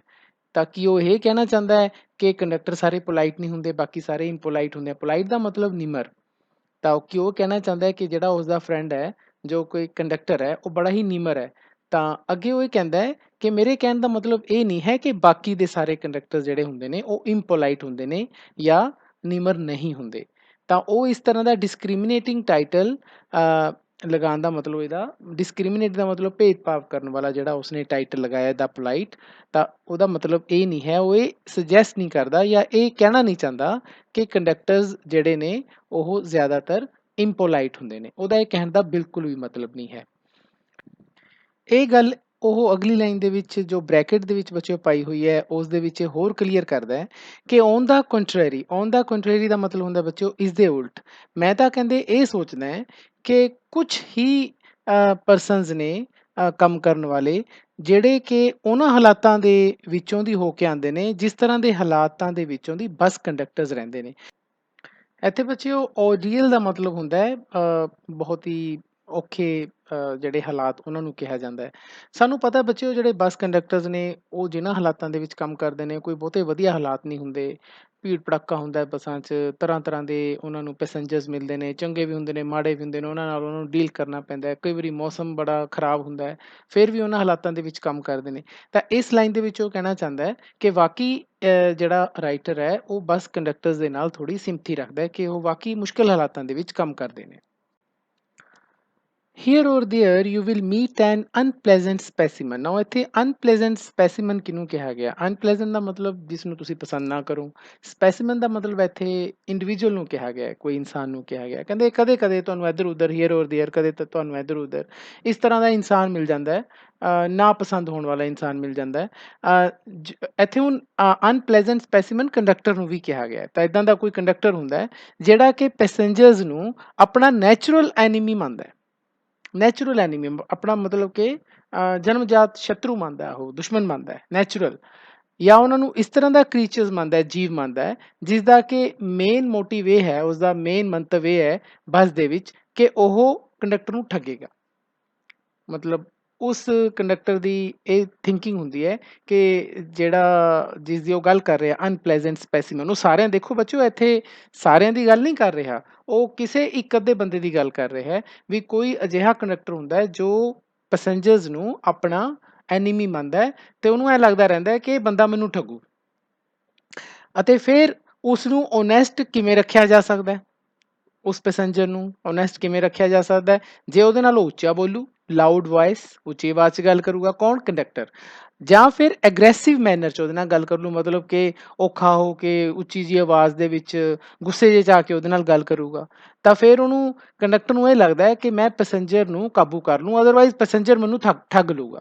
ਤਾਂ ਇਹ ਇਹੋ ਜਿਹੇ ਕੁਛ ਕੰਡਕਟਰ ਹੁੰਦੇ ਨੇ, ਪਰ ਇਹ ਸਾਰਿਆਂ ਦੀ ਗੱਲ ਨਹੀਂ ਹੋ ਰਹੀ, ਉਹ ਕਿਸੇ ਪਾਰਟੀਕੂਲਰ ਕਿਸੇ ਇੱਕ ਕੇਸ ਦੀ ਗੱਲ ਕਰ ਰਿਹਾ, ਕਿਉਂਕਿ ਉਹ ਅੱਗੇ ਇਹੀ ਲਾਈਨ ਕਹਿੰਦਾ ਹੈ, but this type is rare than it use to be, ਕਿ ਇਹ ਐਦਾਂ ਦੀ ਜਿਹੜੀ ਕੰਡਕਟਰ ਦੀ ਜਿਹੜੀ ਐਗਜ਼ਾਮਪਲ ਹੈ, ਉਹ ਟਾਈਪ ਹੈ, ਉਹ ਬਹੁਤ ਰੇਅਰ ਹੈ, ਬੜੀ ਹੀ ਮਤਲਬ ਘੱਟ ਸਾਨੂੰ ਦੇਖਣ ਨੂੰ ਮਿਲਦੀ ਹੈ, ਕੋਈ 100 ਚੋਂ ਇੱਕ ਹੋਊਗਾ, ਬਾਕੀ 99 ਜਿਹੜੇ ਕੰਡਕਟਰਸ ਨੇ ਉਹ ਚੰਗੇ ਹੁੰਦੇ ਨੇ। ਹੁਣ ਬਾਕੀ ਕਿਉਂਕਿ ਕੰਡਕਟਰ ਜ਼ਿਆਦਾਤਰ ਚੰਗੇ ਹੁੰਦੇ ਨੇ, ਤਾਂ ਮੈਨੂੰ ਇਹ ਲੱਗਦਾ ਹੈ ਕਿ ਜਿਹੜੀ ਪਬਲਿਕ ਜਿਹੜੀ ਹੈ ਸਾਡੀ, ਉਹ ਉਸ ਨੂੰ ਸ਼ੁਕਰਗੁਜ਼ਾਰ ਹੋਣਾ ਚਾਹੀਦਾ ਹੈ ਕਿਸ ਦਾ? ਅੰਡਰਗਰਾਊਂਡ ਰੇਲਵੇ ਕੰਪਨੀ ਦਾ। ਨਾ ਰੇਲਵੇ ਕੰਪਨੀ ਇੱਥੇ ਕਿਸੇ ਕੰਪਨੀ ਦਾ ਨਾਮ ਹੈ ਜੋ ਕਿ ਬੱਸਿਸ ਚਲਾਉਂਦੀ ਹੈ। ਹੁਣ ਜਿਹੜੇ ਉਸਦੇ ਸ਼ਹਿਰ ਦੇ ਵਿੱਚ ਕੰਡਕਟਰਸ ਦਾ ਬਿਹੇਵੀਅਰ ਬੜਾ ਚੰਗਾ ਹੈ ਪੈਸੇਂਜਰਸ ਦੇ ਪ੍ਰਤੀ, ਤਾਂ ਉਹ ਇਹ ਕ੍ਰੈਡਿਟ ਕਿਸ ਨੂੰ ਦੇ ਰਿਹਾ ਹੈ? ਰੇਲਵੇ ਕੰਪਨੀ ਨੂੰ ਦੇ ਰਿਹਾ ਹੈ। ਕਿਉਂ? ਕਿਉਂਕਿ ਉਸ ਕੰਪਨੀ ਨੇ ਕੁਛ ਸਿਵਿਲਿਟੀ ਦੇ ਸਟੈਂਡਰਡ ਦਾ ਮਤਲਬ ਕੁਛ ਵਿਵਹਾਰ ਜਿਸ ਤਰ੍ਹਾਂ ਪੈਸੇਂਜਰਸ ਦੇ ਨਾਲ ਕਰਨਾ ਹੈ, ਉਹਦੇ ਉਹਨਾਂ ਨੇ ਕੁਛ ਉਹਨਾਂ ਨੂੰ ਗਾਈਡਲਾਈਨਸ ਦੇਤੀਆਂ, ਕੁਛ ਹਦਾਇਤਾਂ ਦੇਤੀਆਂ ਇਨ ਇਟ ਸਰਵੈਂਟਸ ਇੱਥੇ ਕਿਹਨਾਂ ਨੂੰ ਕਿਹਾ ਗਿਆ? ਕੰਡਕਟਰਸ ਨੂੰ ਕਿਹਾ ਗਿਆ ਹੈ, ਤਾਂ ਕਿ ਉਹ ਇਹ ਗੱਲ ਦਾ ਖਿਆਲ ਰੱਖਣ ਕਿ ਜਿਹੜਾ ਸਟੈਂਡਰਡ ਬਣਾਇਆ ਗਿਆ, ਜੋ ਹਦਾਇਤਾਂ ਦਿੱਤੀਆਂ ਗਈਆਂ ਨੇ, ਉਹਨਾਂ ਨੂੰ ਮੰਨਿਆ ਜਾ ਰਿਹਾ ਹੈ। ਇਹ ਲਾਈਨ ਦਾ ਮਤਲਬ ਇਹ ਹੋਇਆ ਕਿ ਉਸ ਕੰਪਨੀ ਨੇ ਕੁਛ ਹਦਾਇਤਾਂ ਦੇ ਰੱਖੀਆਂ ਆਪਣੇ ਇੰਪਲਾਈਜ਼ ਨੂੰ, ਕੰਡਕਟਰਸ ਨੂੰ, ਕਿ ਤੁਸੀਂ ਪੈਸੇਂਜਰਸ ਦੇ ਨਾਲ ਚੰਗਾ ਵਿਵਹਾਰ ਕਰਨਾ ਹੈ, ਤੇ ਕੰਡਕਟਰਸ ਫਿਰ ਉਸ ਹਦਾਇਤਾਂ ਨੂੰ ਮੰਨਦੇ ਵੀ ਨੇ। ਹੁਣ ਜਦੋਂ ਇਸ ਤਰ੍ਹਾਂ ਇਹ ਕੰਮ ਹੁੰਦਾ ਹੈ, ਤਾਂ ਇਹਦੇ ਨਾਲ ਸਿਰਫ ਚੀਜ਼ਾਂ ਵਧੀਆ ਹੀ ਨਹੀਂ ਹੁੰਦੀਆਂ ਟਰੈਵਲਿੰਗ ਦੇ ਲਈ, ਸਗੋਂ ਇੱਕ ਇੰਪੋਰਟੈਂਟ ਸੋਸ਼ਲ ਸਰਵਿਸ ਵੀ ਪਰਫੋਰਮ ਹੁੰਦੀ ਹੈ, ਮਤਲਬ ਕਿ ਇੱਕ ਚੰਗੀ ਵਧੀਆ ਜਿਹੜੀ ਸਮਾਜ ਸੇਵਾ ਵੀ ਉੱਥੇ ਉਹਦੀ ਇੱਕ ਉਦਾਹਰਨ ਪੇਸ਼ ਹੁੰਦੀ ਹੈ। ਹੁਣ ਰਾਈਟਰ ਅੱਗੇ ਇਹ ਕਹਿੰਦਾ ਜੇਕਰ ਮੈਂ ਸਿਰਫ ਇੱਕ ਹੀ particular member of that class, ਇੱਥੇ ਕਿਹੜੀ ਕਲਾਸ ਦੀ ਗੱਲ ਕਰ ਰਿਹਾ? ਉਹ ਕੰਡਕਟਰਸ ਦੀ ਗੱਲ ਕਰ ਰਿਹਾ। ਜੇਕਰ ਕਹਿੰਦਾ ਮੈਂ ਸਿਰਫ ਇੱਕ ਬੰਦੇ ਦੀ ਹੀ ਇੱਥੇ ਗੱਲ ਕਰ ਰਿਹਾ, ਤਾਂ ਇਹਦਾ ਮਤਲਬ ਇਹ ਨਹੀਂ ਹੈ ਕਿ ਮੇਰੀ ਬਾਕੀ ਕੰਡਕਟਰਸ ਨਾਲ ਕਿਸੇ ਤਰ੍ਹਾਂ ਦੀ ਕੋਈ ਦੁਸ਼ਮਣੀ ਹੈ। ਤਾਂ ਇਹ ਗੱਲ ਦਾ ਮਤਲਬ ਇਹ ਨਾ ਲਿਆ ਜਾਵੇ, ਇਸ ਪੂਰੀ ਲਾਈਨ ਦਾ ਮਤਲਬ ਇਹ ਹੈ। ਕਹਿੰਦਾ ਮੈਨੂੰ ਸਭ ਤੋਂ ਪਹਿਲਾਂ ਉਸ ਕੰਡਕਟਰ ਬਾਰੇ ਉਦੋਂ ਪਤਾ ਲੱਗਿਆ, ਆਈ ਫਸਟ ਬਿਕੇਮ ਕੌਨਸ਼ੀਅਸ ਦੇ ਨਾਲ ਹਮੇਸ਼ਾ ਬੱਚਿਓ ਪ੍ਰੈਪੋਜੀਸ਼ਨ ਆਫ ਆਉਂਦੀ ਹੈ, ਤਾਂ ਕਹਿੰਦੇ ਮੈਨੂੰ ਉਸਦੇ ਬਾਰੇ ਉਸਦੇ ਬਾਰੇ ਮੈਨੂੰ ਉਦੋਂ ਪਤਾ ਲੱਗਿਆ ਜਦੋਂ ਮੈਂ ਇੱਕ ਵਾਰੀ ਬੱਸ 'ਤੇ ਚੜ੍ਹਿਆ ਅਤੇ ਮੈਨੂੰ ਪਤਾ ਲੱਗਿਆ ਕਿ ਮੈਂ ਆਪਣਾ ਜਿਹੜਾ ਪਰਸ ਹੈ ਉਹ ਘਰੇ ਭੁੱਲਿਆ ਆ, ਮੇਰੇ ਪੋਕਟ 'ਚ ਕੋਈ ਪੈਸਾ ਨਹੀਂ ਸੀ। ਹੁਣ ਕਹਿੰਦਾ ਵੀ ਹਰ ਇੱਕ ਦੇ ਨਾਲ ਇਹੋ ਜਿਹੀ ਜਿਹੜਾ ਤਜਰਬਾ ਹੁੰਦਾ ਹਰ ਇੱਕ ਦੇ ਨਾਲ ਹੀ ਹੁੰਦਾ, ਤੇ ਸਭ ਨੂੰ ਪਤਾ ਹੈ ਕਿ ਕਿਸ ਤਰ੍ਹਾਂ ਦੀ ਫੀਲਿੰਗ ਹੁੰਦੀ ਹੈ। ਕਿਸ ਤਰ੍ਹਾਂ ਦੀ ਫੀਲਿੰਗਸ ਹੁੰਦੀ ਹੈ? ਮਿਕਸਡ ਫੀਲਿੰਗ ਹੁੰਦੀ ਹੈ। ਹੁਣ ਉਹ ਮਿਕਸਡ ਫੀਲਿੰਗ ਦਾ ਨਾਮ ਕਿਉਂ ਲੈ ਰਿਹਾ? ਕਿਉਂਕਿ ਜਦੋਂ ਤੁਹਾਨੂੰ ਪਤਾ ਲੱਗਦਾ ਹੈ ਕਿ ਤੁਹਾਡੇ ਕੋਲ ਪਰਸ ਨਹੀਂ ਹੈ, ਤਾਂ ਤੁਸੀਂ ਦੁਖੀ ਹੋ ਜਾਂਦੇ ਹੋ, ਜਾਂ ਤਾਂ ਤੁਸੀਂ ਬਿਲਕੁਲ ਫੂਲ ਨਜ਼ਰ ਆਉਂਦੇ ਹੋ, ਜਾਂ ਫਿਰ ਤੁਸੀਂ ਨੇਵ ਦਾ ਮਤਲਬ ਬੱਚਿਓ ਇੱਥੇ ਧੋਖੇਬਾਜ਼। ਹੁਣ ਜਾਂ ਤਾਂ ਉਹਨੇ ਮੂਰਖ ਕਿਹਾ ਵੀ, ਜਾਂ ਤਾਂ ਤੁਸੀਂ ਮੂਰਖ ਹੋ ਕਿਉਂਕਿ ਤੁਸੀਂ ਪਰਸ ਘਰੇ ਭੁੱਲਿਆ ਏ, ਤੁਹਾਨੂੰ ਪਤਾ ਹੀ ਨਹੀਂ ਲੱਗਿਆ, ਤੇ ਜਾਂ ਫਿਰ ਤੁਸੀਂ ਐਟ ਦਾ ਵਰਸਟ, ਸਭ ਤੋਂ ਮਾੜਾ ਉਦੋਂ ਹੁੰਦਾ ਜਦੋਂ ਤੁਸੀਂ ਤੁਹਾਨੂੰ ਧੋਖੇਬਾਜ਼ ਕਿਹਾ ਜਾਂਦਾ ਹੈ। ਕਹਿੰਦਾ ਤੁਹਾਨੂੰ ਬਿਲਕੁਲ ਵੀ ਸਰਪ੍ਰਾਈਜ਼ ਨਹੀਂ ਹੋਊਗਾ ਜਦੋਂ ਕੰਡਕਟਰ ਤੁਹਾਨੂੰ ਆ ਕੇ ਕਹਿੰਦਾ, ਬੜਾ ਰੁੱਖਾ ਜਿਹਾ ਆ ਕੇ ਤੁਹਾਨੂੰ ਕੋਲਡਲੀ ਆ ਕੇ ਕਹਿੰਦਾ, ਹਾਂ ਆਈ ਨੋ ਦੈਟ ਸਟੇਲ ਓਲਡ ਟ੍ਰਿਕ। ਕਹਿੰਦਾ ਮੈਂ ਜਿਹੜੀ ਤੇਰੀ ਪੁਰਾਣੀ ਇਹ ਟ੍ਰਿਕ ਹੈ, ਤੇਰੀ ਜਿਹੜੀ ਜੁਗਤ ਤੂੰ ਲਾ ਰਹੇ ਹੈ, ਉਹ ਮੈਂ ਸਕੀਮ ਸਭ ਜਾਣਦਾ, ਇਹ ਬੜੀ ਪੁਰਾਣੀ ਹੋ ਗਈ ਸਕੀਮ, ਹੁਣ ਇੱਥੋਂ ਉੱਤਰ ਤੇ ਭੱਜ ਜਾ, ਮਤਲਬ ਬੱਸ ਤੋਂ ਉੱਤਰ ਜਾ ਤੂੰ। ਕਹਿੰਦੇ ਮੰਨ ਲਓ ਦੂਜੇ ਪਾਸੇ ਜੇ ਕੰਡਕਟਰ ਮੰਨ ਲਓ ਇਜ਼ ਅ ਗੁੱਡ ਫੈਲੋ, ਉਹ ਇੱਕ ਚੰਗਾ ਇਨਸਾਨ ਵੀ ਹੈ, ਤੁਹਾਨੂੰ ਸ਼ਾਇਦ ਆ ਕੇ ਇਸ ਤਰ੍ਹਾਂ ਦੀ ਗੱਲ ਨਾ ਬੋਲੇ, ਤੁਹਾਨੂੰ ਧੋਖੇਬਾਜ਼ ਨਾ ਕਹੇ, ਅਤੇ ਲੈਟਸ ਯੂ ਡਾਊਨ ਈਜ਼ੀਲੀ, ਤੁਹਾਨੂੰ ਉਹ ਆਰਾਮ ਨਾਲ ਬੱਸ 'ਚ ਉਤਰਨ ਦੇ ਦੇਵੇ, ਭਾਈ ਠੀਕ ਹੈ ਤੇਰੇ ਕੋਲ ਪੈਸੇ ਹੈ ਨਹੀਂ ਬੱਸ ਤੋਂ ਉੱਤਰ, ਤੁਹਾਨੂੰ ਔਖਾ ਨਾ ਬੋਲੇ, ਪਿਆਰ ਜੇ ਨਾਲ ਕਹਿ ਦੇਵੇ ਵਿੱਚ ਜਾ ਤੂੰ ਠੀਕ ਹੈ ਤੂੰ ਘਰੇ ਭੁੱਲਿਆ ਆ, ਤੂੰ ਫੂਲ ਹੈ। ਉਹਨੇ ਕਿਹਾ ਨਾ ਕਿ ਮਿਕਸਡ ਫੀਲਿੰਗ ਹੈ, ਵੀ ਜਾਂ ਤਾਂ ਤੁਸੀਂ ਫੂਲ ਨਜ਼ਰ ਆਉਂਦੇ ਹੋ, ਜੇ ਤਾਂ ਕੰਡਕਟਰ ਤੁਹਾਨੂੰ ਚੰਗਾ ਮਿਲ ਗਿਆ ਫਿਰ ਤਾਂ ਉਹ ਤੁਹਾਨੂੰ ਫੂਲ ਮੰਨ ਲੂਗਾ ਵੀ ਮੂਰਖ ਹੈ ਜਿਹੜਾ ਬੰਦਾ ਬੱਸ ਦਾ ਚੜ੍ਹ ਗਿਆ ਲੇਕਿਨ ਇਹਨੂੰ ਇਹ ਨਹੀਂ ਪਤਾ ਵੀ ਪੈਸੇ ਵੀ ਚੱਕਣੇ ਸੀ, ਜਾਂ ਫਿਰ ਦੂਜਾ ਕੰਡਕਟਰ ਤੁਹਾਨੂੰ ਦੂਜੇ ਹਾਲਾਤ ਦੇ ਵਿੱਚ ਐਟ ਦਾ ਵਰਸਟ ਤੁਹਾਨੂੰ ਕੰਡਕਟਰ ਇਹ ਮੰਨੂਗਾ ਕਿ ਇਹ ਧੋਖੇਬਾਜ਼ ਹੈ, ਵੀ ਇਹਦੇ ਕੋਲ ਪੈਸੇ ਹੈਗੇ ਹੈ ਬਟ ਇਹ ਧੋਖਾ ਕਰ ਰਿਹਾ ਹੈ। ਕਹਿੰਦਾ ਚਾਹੇ ਕੋਈ ਵੀ ਕੰਡੀਸ਼ਨ ਹੋਵੇ, you are faced with the necessity of going back, ਚਾਹੇ ਤੁਹਾਨੂੰ ਕੋਈ ਫੂਲ ਸਮਝੇ, ਚਾਹੇ ਤੁਹਾਨੂੰ ਕੋਈ ਧੋਖੇਬਾਜ਼ ਸਮਝੇ, ਕਹਿੰਦੇ ਵਾਪਸ ਤਾਂ ਤੁਹਾਨੂੰ ਜਾਣਾ ਪਊਗਾ ਹੀ ਨਾ ਆਪਣੇ ਘਰ, ਤੇ ਇਨਕਨਵੀਨੀਅੰਸ ਆਏਗੀ, ਇਨਕਨਵੀਨੀਅੰਸ ਦਾ ਮਤਲਬ ਤੁਹਾਨੂੰ ਪ੍ਰੋਬਲਮ ਤਾਂ ਆਏਗੀ ਆਏਗੀ, ਘਰ ਜਾਣਾ ਪੈ ਗਿਆ ਅਤੇ ਸ਼ਾਇਦ ਜਿੱਥੇ ਤੁਸੀਂ ਜਾਣਾ ਸੀ, ਕੋਈ ਤੁਹਾਡੀ ਇੰਗੇਜਮੈਂਟ ਸੀ, ਜਿਸ ਥਾਂ 'ਤੇ ਤੁਸੀਂ ਪਹੁੰਚਣਾ ਸੀ, ਤੁਸੀਂ ਨਾ ਪਹੁੰਚ ਪਾਓ ਕਿਉਂਕਿ ਤੁਸੀਂ ਟ੍ਰੇਨ ਪਕੜਨੀ ਸੀ, ਟ੍ਰੇਨ ਚਲੀ ਗਈ, ਤੁਸੀਂ ਲੇਟ ਹੋ ਗਏ। ਤਾਂ ਕਹਿਣ ਦਾ ਮਤਲਬ ਦੋਨੇ ਹਾਲਾਤਾਂ ਦੇ ਵਿੱਚ, ਚਾਹੇ ਤੁਹਾਨੂੰ ਕੋਈ ਫੂਲ ਸਮਝੇ ਜਾਂ ਤੁਹਾਨੂੰ ਕੋਈ ਧੋਖੇਬਾਜ਼ ਸਮਝੇ, ਨੇਵ ਸਮਝੇ, ਦੋਨਾਂ ਹਾਲਾਤਾਂ ਦੇ ਵਿੱਚ ਤੁਹਾਨੂੰ ਪ੍ਰੋਬਲਮ ਤਾਂ ਫੇਸ ਕਰਨੀ ਪੈਣੀ ਹੀ ਹੈ। ਤਾਂ ਹੁਣ ਰਾਈਟਰ ਆਪਣੀਆਂ ਪੋਕਟਸ ਸਰਚ ਕਰਦਾ, ਆਪਣੀਆਂ ਜੇਬਾਂ ਦੀ ਤਲਾਸ਼ੀ ਲੈਂਦਾ ਵੀ ਸ਼ਾਇਦ ਕੁਛ ਮੈਨੂੰ ਸਟ੍ਰੇ ਕਾਪਰਸ ਮਿਲ ਜੇ। ਸਟ੍ਰੇ ਕਾਪਰਸ ਦਾ ਮਤਲਬ ਕੋਈ ਛੁੱਟਾ ਪੈਸਾ ਉਹਨੂੰ ਮਿਲ ਜੇ, ਬਟ ਇਨ ਵੇਨ, ਪਰ ਕੋਈ ਫਾਇਦਾ ਨਹੀਂ ਹੁੰਦਾ।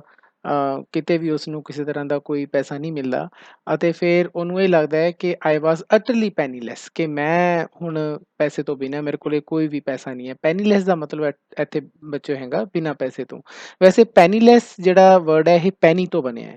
ਨਾਓ ਪੈਨੀ ਸ਼ਬਦ ਬੱਚਿਓ ਕੀ ਹੈ ਕਿ ਇਹ ਜਿਵੇਂ ਆਪਣੇ ਪੁਰਾਣੇ ਜ਼ਮਾਨੇ ਦੇ ਵਿੱਚ ਇੰਡੀਆ ਦੇ ਵਿੱਚ ਪੈਸੇ ਚੱਲਦੇ ਸੀ, ਤਾਂ ਬ੍ਰਿਟੇਨ ਦੇ ਵਿੱਚ ਪੈਨੀਜ਼ ਚੱਲਦੀਆਂ ਸੀ। ਤਾਂ ਪੈਨੀ ਕੀ ਹੁੰਦੀਆਂ ਸੀ, ਇਹ 1 ਪਾਊਂਡ ਦਾ 100ਵਾਂ ਹਿੱਸਾ ਹੁੰਦੀਆਂ ਸੀ, ਆਫ ਅ ਪਾਊਂਡ। ਇਹ ਮੈਂ ਤੁਹਾਡੀ ਜਾਣਕਾਰੀ ਲਈ ਦੱਸ ਰਿਹਾ ਹਾਂ, ਅੱਜ ਕੱਲ੍ਹ ਤਾਂ ਨਹੀਂ ਇਹ ਯੂਜ਼ ਹੁੰਦੀ ਕਰੰਸੀ।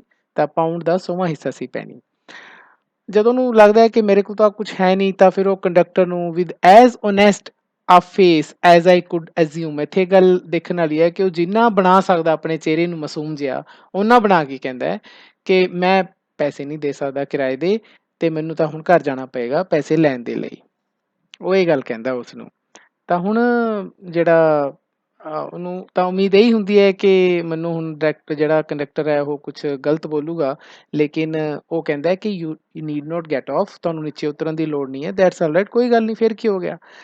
ਉਸਨੇ ਕਿਹਾ ਆਲ ਰਾਈਟ, ਬਟ ਆਈ, ਫਿਰ ਉਹ ਕਹਿੰਦਾ, ਰਾਈਟਰ ਕਹਿੰਦਾ but I have not a copper on me, ਮੇਰੇ ਕੋਲ ਤਾਂ ਕੋਈ ਪੈਸਾ ਹੀ ਨਹੀਂ ਹੈ। ਕਾਪਰ ਦਾ ਮਤਲਬ ਇੱਥੇ ਬੱਚੇ ਸਿੱਕੇ ਨੂੰ ਕਿਹਾ ਗਿਆ ਹੈ।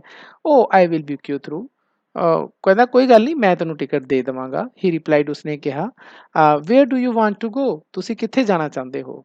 ਤੇ ਫਿਰ ਉਸਨੇ ਮੈਨੂੰ ਟਿਕਟ ਦੇ ਕੇ ਕਿਹਾ ਕਿ ਜਿੱਥੇ ਵੀ ਤੂੰ ਜਾਣਾ ਚਾਹੇ, ਫਰੋਮ ਬੈਂਕ ਟੂ ਹਾਂਗਕਾਂਗ, ਮੈਂ ਤੈਨੂੰ ਉੱਥੇ ਤੱਕ ਦੀ ਟਿਕਟ ਦੇ ਦੇਣਾ।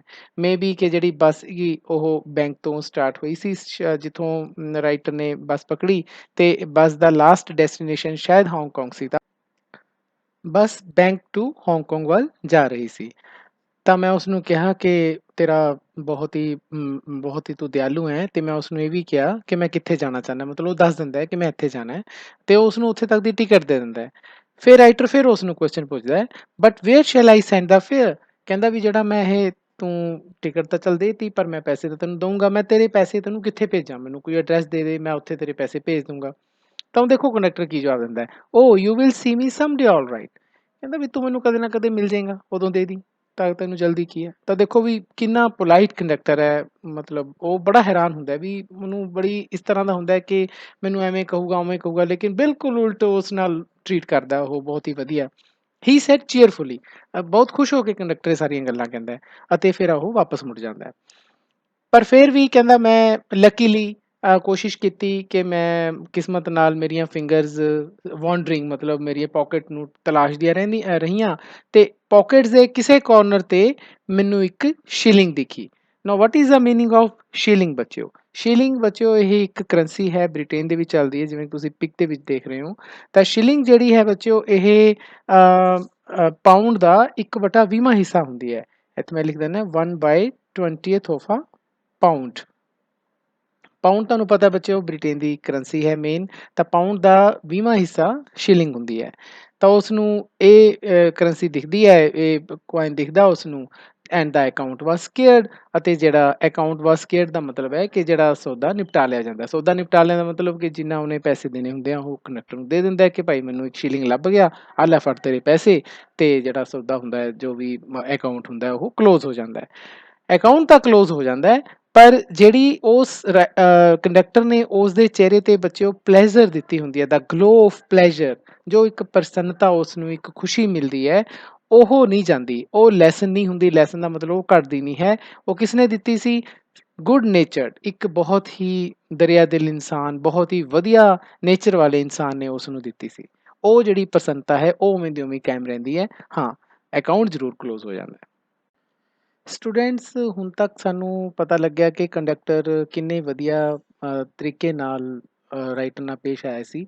ਇਸ ਪੈਰੇ ਦੇ ਵਿੱਚ ਸਾਨੂੰ ਉਸ ਕੰਡਕਟਰ ਦੀਆਂ ਹੋਰ ਵੀ ਬਹੁਤ ਵਧੀਆ ਗੱਲਾਂ ਉਸਦੀ ਨੇਚਰ ਦੀਆਂ ਸੁਣਨ ਨੂੰ ਮਿਲਦੀਆਂ ਨੇ। ਕਹਿੰਦੇ ਕੁਛ ਦਿਨਾਂ ਬਾਅਦ ਮੈਂ ਬੱਸ ਦੇ ਟੌਪ 'ਤੇ, ਤੁਹਾਨੂੰ ਪਤਾ ਬੱਚਿਓ ਡਬਲ ਡੈਕਰ ਬੱਸਾਂ ਚੱਲਦੀਆਂ ਨੇ ਇੰਗਲੈਂਡ ਦੇ ਵਿੱਚ, ਤਾਂ ਜਿਹੜੀ ਟੌਪ ਫਲੋਰ ਸੀ ਉਸ 'ਤੇ ਉਹ ਬੈਠਾ ਕੁਛ ਰੀਡ ਕਰ ਰਿਹਾ ਸੀ ਰਾਈਟਰ।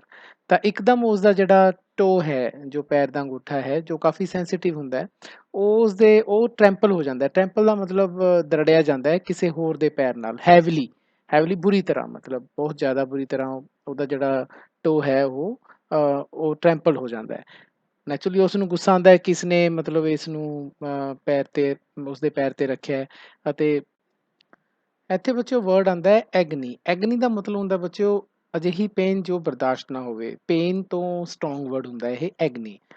ਅਤੇ ਕੀ ਦੇਖਦਾ ਹੈ, ਮਾਈ ਫਰੈਂਡ, ਮਤਲਬ ਉਸਦਾ ਉਹੀ ਦੋਸਤ, ਕੰਡਕਟਰ ਦੋਸਤ ਖੜਾ ਹੁੰਦਾ ਹੈ ਵਿਦ ਚੀਅਰਫੁਲ ਕੰਟੀਨੈਂਸ ਨਾ, ਬਹੁਤ ਹੀ ਚੀਅਰਫੁਲ ਹੁੰਦਾ ਉਹ, ਕਿਉਂਕਿ ਹਮੇਸ਼ਾ ਖੁਸ਼ ਰਹਿੰਦਾ, ਉਸਦਾ ਚਿਹਰਾ ਹਮੇਸ਼ਾ ਖੁਸ਼ੀ ਨਾਲ ਭਰਿਆ ਹੁੰਦਾ ਹੈ। ਅਤੇ ਉਹ ਕੀ ਕਹਿੰਦਾ, ਸੋਰੀ ਸਰ, ਹੀ ਸੈਡ, ਕਹਿੰਦਾ ਮੇਰੇ ਜਿਹੜੇ ਬੂਟਸ ਨੇ ਬਹੁਤ ਹੈਵੀ ਨੇ, ਕਿਉਂਕਿ ਤੁਹਾਨੂੰ ਪਤਾ ਬੱਚੇ ਉਹ ਜਿਹੜੇ ਕੰਡਕਟਰਸ ਹੁੰਦੇ ਨੇ ਉਹਨਾਂ ਨੂੰ ਫਾਰਮਲ ਡਰੈਸ ਹੁੰਦੀ ਹੈ, ਪੂਰੀ ਡਰੈਸ ਦੇ ਵਿੱਚ ਉਹਨਾਂ ਨੇ ਰਹਿਣਾ ਹੁੰਦਾ ਹੈ, ਬੂਟਸ ਵੀ ਉਹਨਾਂ ਨੂੰ ਹੈਵੀ ਬੂਟ ਦਿੱਤੇ ਜਾਂਦੇ ਨੇ।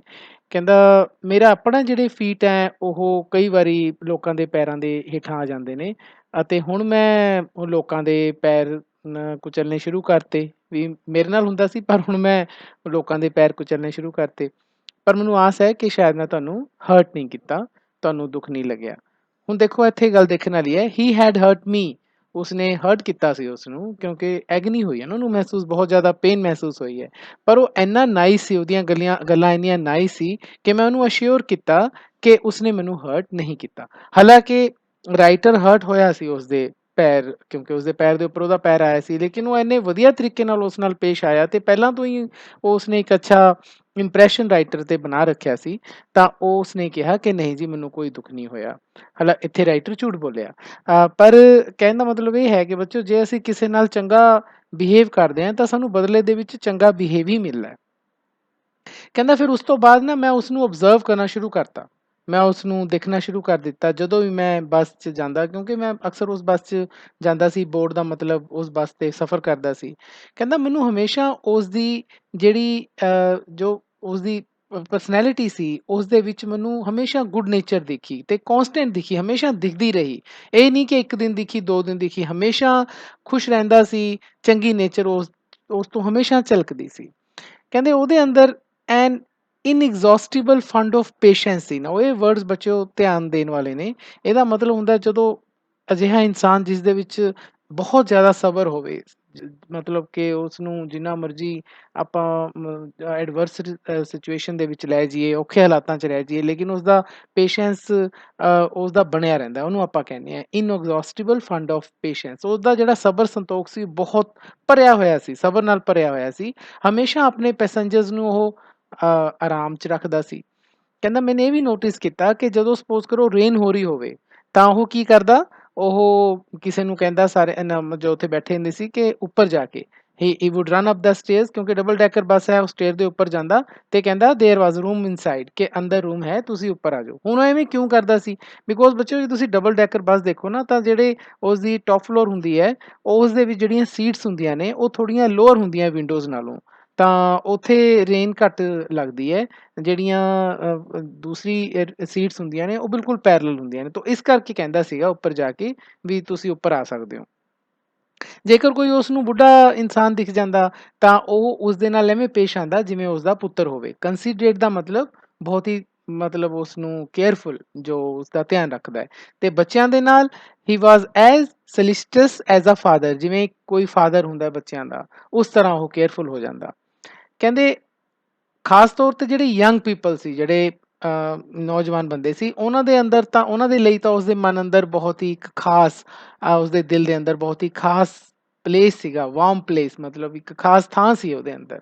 ਕਿਉਂ? ਕਿਉਂਕਿ ਉਹ ਆਪ ਬੜੀ ਜੋਲੀ ਨੇਚਰ ਦਾ ਸੀ, ਅਤੇ ਫਿਰ ਉਹਨਾਂ ਦੇ ਨਾਲ ਉਹ ਬੜਾ ਮਜ਼ਾਕ ਕਰਦਾ। Always indulge in some merry jest with them, jest ਦਾ ਮਤਲਬ ਫਨ, ਅਤੇ ਇੰਡਲਜ ਦੇ ਨਾਲ ਬੱਚੇ ਹਮੇਸ਼ਾ ਇਨ ਪ੍ਰੈਪੋਜੀਸ਼ਨ ਆਉਂਦੀ ਹੈ, ਧਿਆਨ ਰੱਖਣਾ ਤੁਸੀਂ। ਇੰਡਲਜ ਇਨ ਦਾ ਮਤਲਬ ਜਦ ਆਪਾਂ ਕੋਈ ਇਸ ਤਰ੍ਹਾਂ ਦੀ ਮਜ਼ਾਕ ਵਗੈਰਾ ਕਰਦੇ ਹਾਂ, ਉਸ ਐਕਟ ਨੂੰ ਕਿਹਾ ਜਾਂਦਾ ਹੈ। ਜੇਕਰ ਉਸ ਨੂੰ ਕੋਈ ਬਲਾਈਂਡ ਮੈਨ ਦਿਖ ਜਾਂਦਾ, ਕੋਈ ਅੰਨਾ ਇਨਸਾਨ ਉਸ ਨੂੰ ਆਪਣੇ ਬੱਸ ਦੇ ਉੱਪਰ ਦਿਖਦਾ, ਅਤੇ ਉਸ ਨੂੰ ਨੀਚੇ ਪੇਵਮੈਂਟ, ਜਿਸ ਨੂੰ ਫੁੱਟਪਾਥ ਟਾਈਪ ਵਰਗਾ ਹੁੰਦਾ ਪੇਵਮੈਂਟ, ਉਸ 'ਤੇ ਉਤਰਨ 'ਚ ਉਸ ਨੂੰ ਦਿੱਕਤ ਆਉਂਦੀ ਹੋਵੇ ਉਸ ਇਨਸਾਨ ਨੂੰ, ਬਲਾਈਂਡ ਮੈਨ ਨੂੰ, ਤਾਂ ਫਿਰ ਉਹ ਕੀ ਕਰਦਾ, he would call to bill.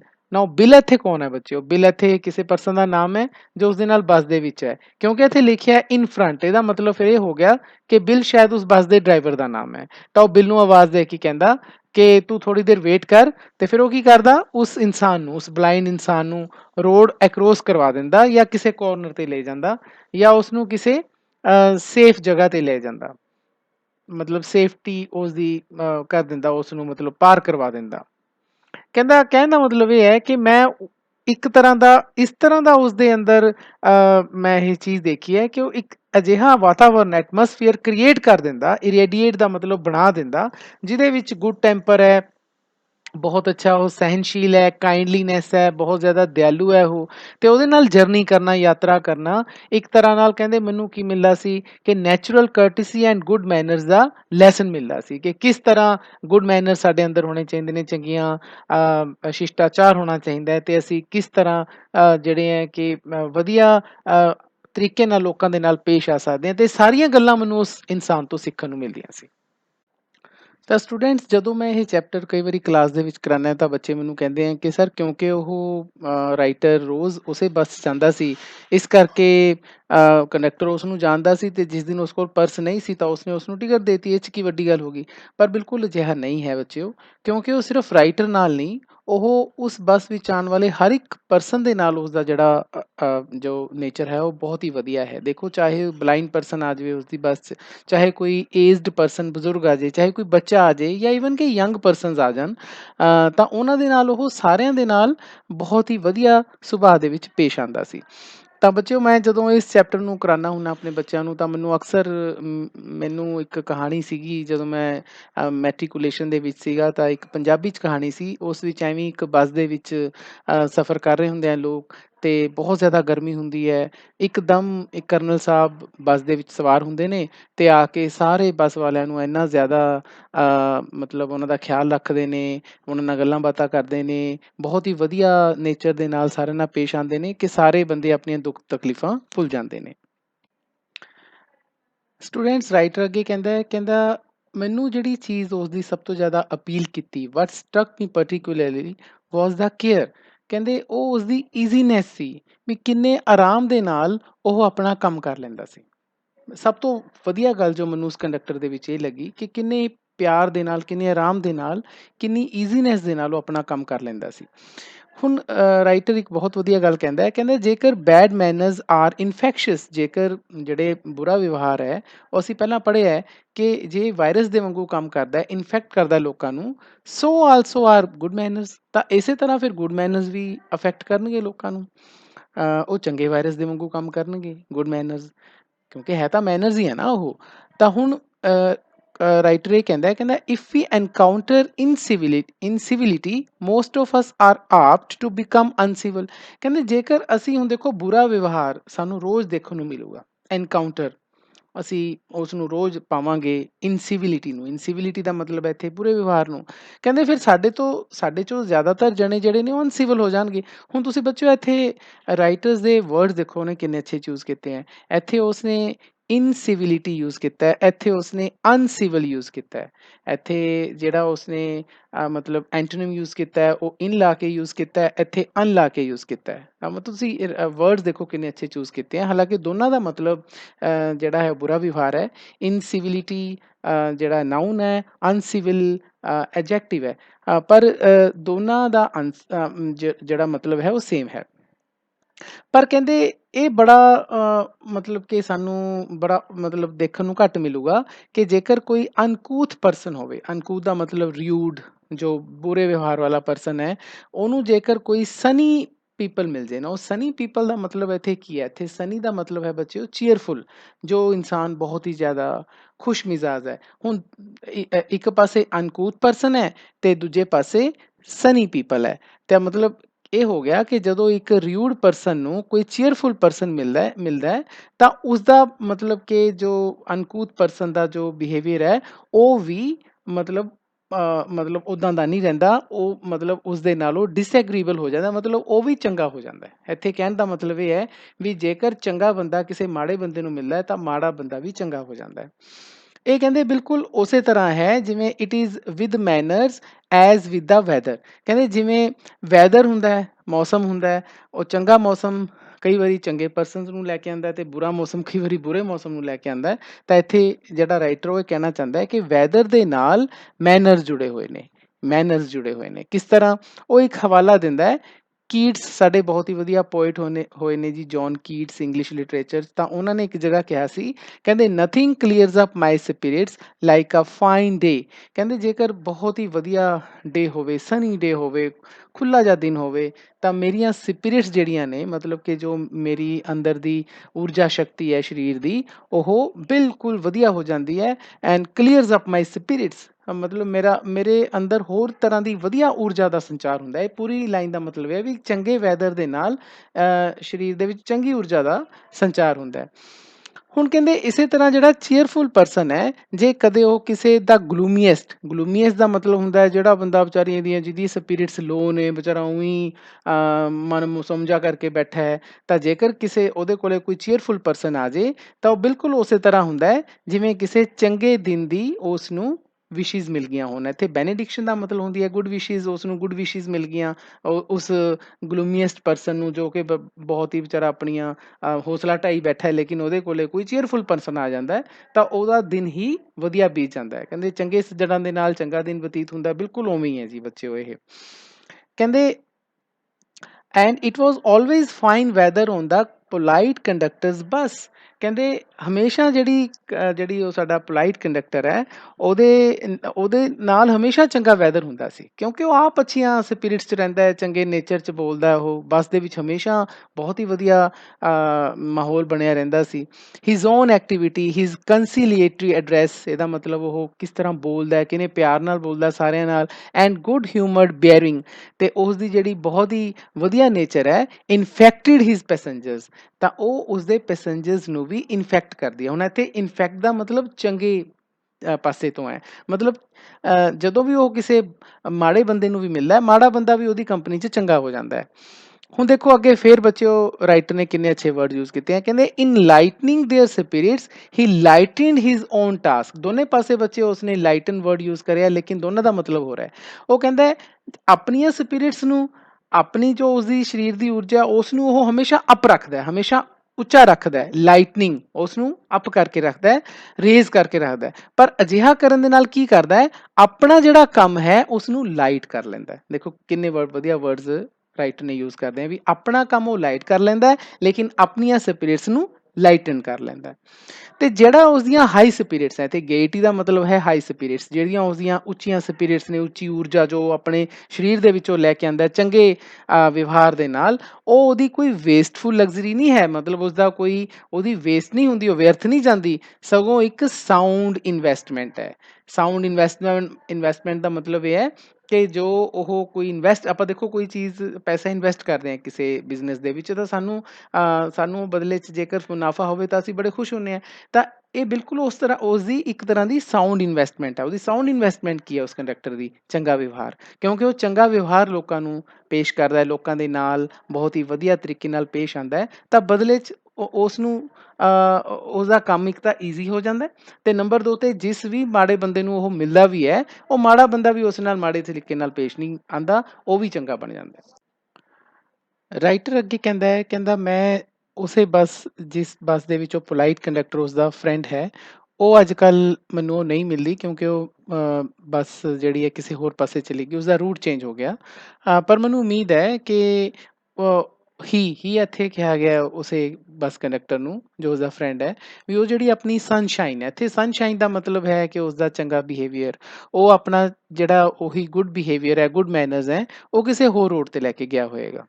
ਮਤਲਬ ਹੁਣ ਕਿਸੇ ਹੋਰ ਪਾਸੇ ਚਲਾ ਗਿਆ, ਹੁਣ ਉਸਦੀ ਡਿਊਟੀ ਕਿਸੇ ਹੋਰ ਪਾਸੇ, ਬੱਸ ਦੀ ਡਿਊਟੀ ਲੱਗ ਗਈ, ਤਾਂ ਹੁਣ ਉਹ ਉੱਥੇ ਦੇ ਲੋਕਾਂ ਦੇ ਨਾਲ ਉਸੇ ਤਰ੍ਹਾਂ ਚੰਗੇ ਵਿਵਹਾਰ ਨਾਲ ਪੇਸ਼ ਆ ਰਿਹਾ ਹੋਏਗਾ। ਇੱਥੇ ਰਾਈਟਰ ਇਹ ਕਹਿੰਦਾ ਇਹ ਵੀ ਗੱਲ ਤਾਂ ਹੈ ਕਿ ਇਹ ਜਿਹੜਾ ਡਰੈਬ ਵਰਲਡ ਹੈ ਨਾ, ਡਰੈਬ ਦਾ ਮਤਲਬ ਹੁੰਦਾ ਬੱਚਿਓ ਡਲ।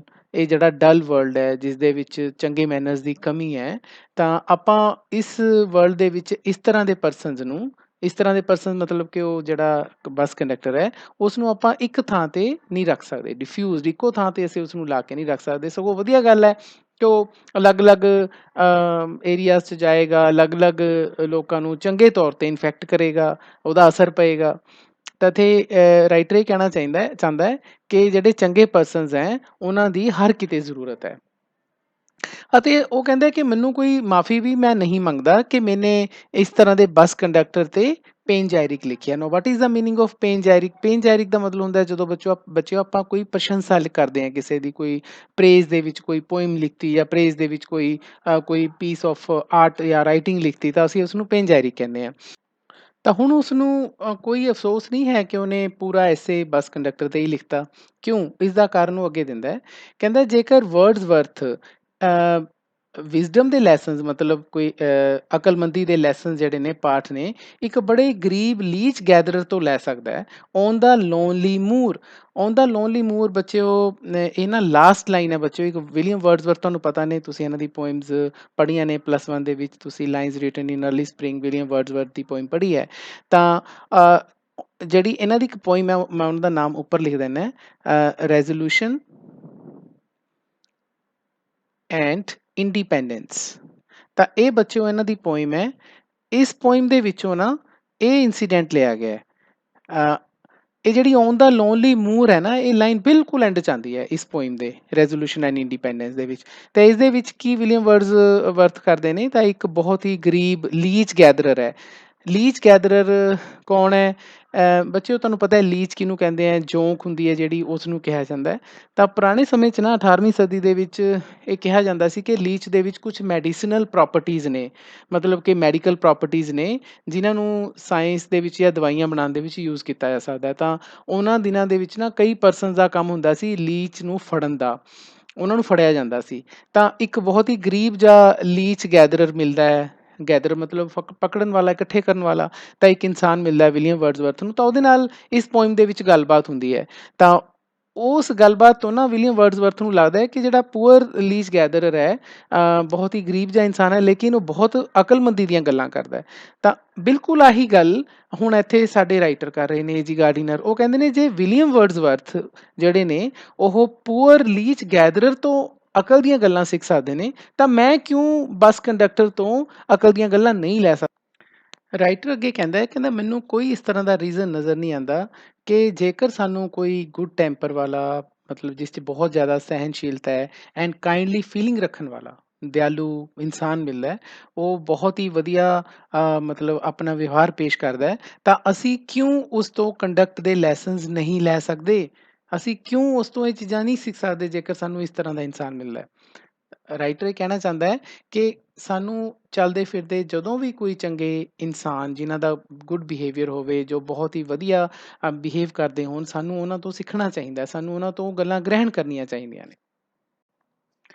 ਨੈਕਸਟ ਪੈਰਾਗ੍ਰਾਫ ਦੇ ਵਿੱਚ ਰਾਈਟਰ ਕਹਿੰਦੇ ਇਹ ਸਾਰੇ ਜਣੇ ਮੰਨਦੇ ਨੇ, it's a matter of general agreement, ਕਿ ਜਿਹੜੀ ਵਾਰ ਹੋਈ ਹੈ, ਜੋ ਵਰਲਡ ਵਾਰ ਹੋਈਆਂ ਨੇ, ਉਹਨਾਂ ਦਾ ਸਾਡੇ ਉੱਪਰ ਸਾਡੀ ਐਵਰੀਡੇ ਸਿਵਿਲਿਟੀਜ਼ ਦਾ ਮਤਲਬ ਉਹੀ ਚੰਗੇ ਵਿਵਹਾਰ ਜੋ ਅਸੀਂ ਪਹਿਲਾਂ ਯੂਜ਼ ਕਰਦੇ ਸੀ, ਉਹਨਾਂ 'ਤੇ ਬੜਾ ਹੀ ਚਿਲਿੰਗ ਇਫੈਕਟ ਪਾਇਆ। ਚਿਲਿੰਗ ਇਫੈਕਟ ਦਾ ਮਤਲਬ ਹੁੰਦਾ ਬਹੁਤ ਹੀ ਬੁਰਾ ਵਿਵਹਾਰ ਪਾਇਆ, ਠੰਡੇ ਪੈ ਗਏ, ਮਤਲਬ ਜਿਹੜੇ ਸਾਡੇ ਵਧੀਆ ਵਿਵਹਾਰ ਅਸੀਂ ਪਹਿਲਾਂ ਯੂਜ਼ ਕਰਦੇ ਸੀਗੇ, ਦੈਟ ਸਵੀਟਨ ਦਾ ਜਨਰਲ ਏਅਰ, ਜਿਹੜਾ ਵਾਰ ਤੋਂ ਪਹਿਲਾਂ ਸਾਰੇ ਕਿਤੇ ਅਸੀਂ ਦੇਖਦੇ ਸੀਗੇ, ਲੇਕਿਨ ਵਾਰ ਨੇ ਮਤਲਬ ਆਪਸ 'ਚ ਲੜਾ ਤਾ ਇਨਸਾਨਾਂ ਨੂੰ, ਤਾਂ ਉਹ ਜਿਹੜਾ ਚੰਗਾ ਵਿਵਹਾਰ ਸੀ ਉਹ ਖਤਮ ਹੋ ਗਿਆ।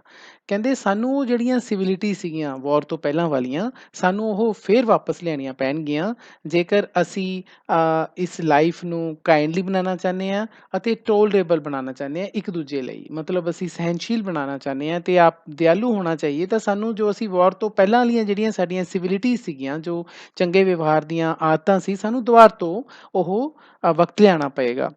ਕਹਿੰਦੇ ਅਸੀਂ ਉਹ ਸਾਰੀਆਂ ਚੀਜ਼ਾਂ ਸਿਰਫ ਲਾਅ ਨੂੰ ਇਨਵੋਕ ਕਰਕੇ ਨਹੀਂ ਕਰ ਸਕਦੇ। ਲਾਅ ਮਤਲਬ ਕਾਨੂੰਨ ਦਾ ਸਹਾਰਾ ਲੈ ਕੇ ਅਸੀਂ ਉਹ ਸਿਵਿਲਿਟੀਜ਼ ਨੂੰ ਦੁਬਾਰਾ ਤੋਂ ਲੈ ਕੇ ਨਹੀਂ ਆ ਸਕਦੇ। ਕਹਿੰਦੇ ਪੁਲਿਸਮੈਨ ਜਿਹੜਾ ਹੈ ਉਹ ਇੱਕ ਸਿੰਬਲ ਹੈ, ਇੱਕ ਨਿਸ਼ਾਨੀ ਹੈ, ਇੱਕ ਚਿੰਨ੍ਹ ਹੈ। ਇਸੇ ਤਰ੍ਹਾਂ ਜਿਹੜੀ ਲਾਅ ਹੈ ਉਹ ਇੱਕ ਨੈਸੈਸਰੀ ਇੰਸਟੀਟਿਊਸ਼ਨ ਹੈ, ਇੱਕ ਅਜਿਹਾ ਸੰਗਠਨ ਹੈ ਉਸ ਸੁਸਾਇਟੀ ਲਈ ਜੋ ਕਿ ਸਮਵਟ ਲੋਅਰ ਦੈਨ ਦਾ ਏਂਜਲਸ ਤੁਹਾਨੂੰ ਪਤਾ ਹੈ ਵੀ ਜਿਹੜੇ ਫਰਿਸ਼ਤੇ ਹੁੰਦੇ ਉਹਨਾਂ ਨੂੰ ਕਿਹਾ ਜਾਂਦਾ ਹੈ, ਕਿਉਂਕਿ ਸਾਡੇ ਇਨਸਾਨ ਤਾਂ ਫਰਿਸ਼ਤੇ ਹੈ ਨਹੀਂ, ਤਾਂ ਸਾਨੂੰ ਇਸ ਕਰਕੇ ਇਨਸਾਨਾਂ ਦੇ ਲਈ ਜਿਹੜੇ ਪੁਲਿਸਮੈਨ ਨੇ ਇਹਨਾਂ ਦੀ ਲੋੜ ਪੈਂਦੀ ਹੈ, ਜਾਂ ਲਾਅ ਦੀ ਲੋੜ ਪੈਂਦੀ ਹੈ। ਏਂਜਲਸ ਨੂੰ ਤਾਂ ਲੋੜ ਹੈ ਨਹੀਂ ਇਹਨਾਂ ਚੀਜ਼ਾਂ ਦੀ। ਪਰ ਕਹਿੰਦੇ ਸਾਨੂੰ ਜਿਹੜਾ ਲਾਅ ਹੈ ਉਹ ਸਿਰਫ ਮਟੀਰੀਅਲ ਅਟੈਕ ਤੋਂ ਬਚਾ ਸਕਦਾ ਹੈ।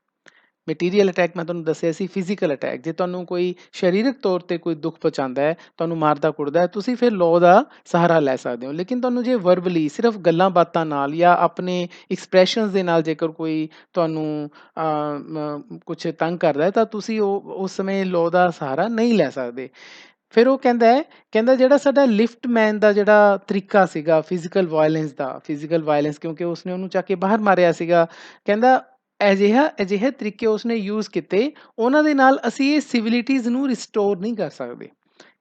ਜੋ ਅਸੀਂ ਚਾਹੁੰਦੇ ਹਾਂ ਕਿ ਸਾਡੀਆਂ ਪੁਰਾਣੀਆਂ ਸਿਵਿਲਿਟੀਜ਼, ਚੰਗੇ ਵਿਵਹਾਰ ਵਾਲੀਆਂ ਸਾਰੀਆਂ ਗੱਲਾਂ ਵਾਪਸ ਆ ਜਾਣ, ਜੇਕਰ ਅਸੀਂ ਲਿਫਟਮੈਨ ਵਰਗੇ ਬਣ ਗਏ, ਅਸੀਂ ਐਵੇਂ ਚੱਕ ਕੇ ਮਾਰਨ ਲੱਗ ਗਏ ਲੋਕਾਂ ਨੂੰ, ਤਾਂ ਫਿਰ ਇਹ ਸਿਵਿਲਿਟੀਜ਼ ਜਿਹੜੀਆਂ ਨੇ ਵਾਪਸ ਨਹੀਂ ਆ ਸਕਦੀਆਂ।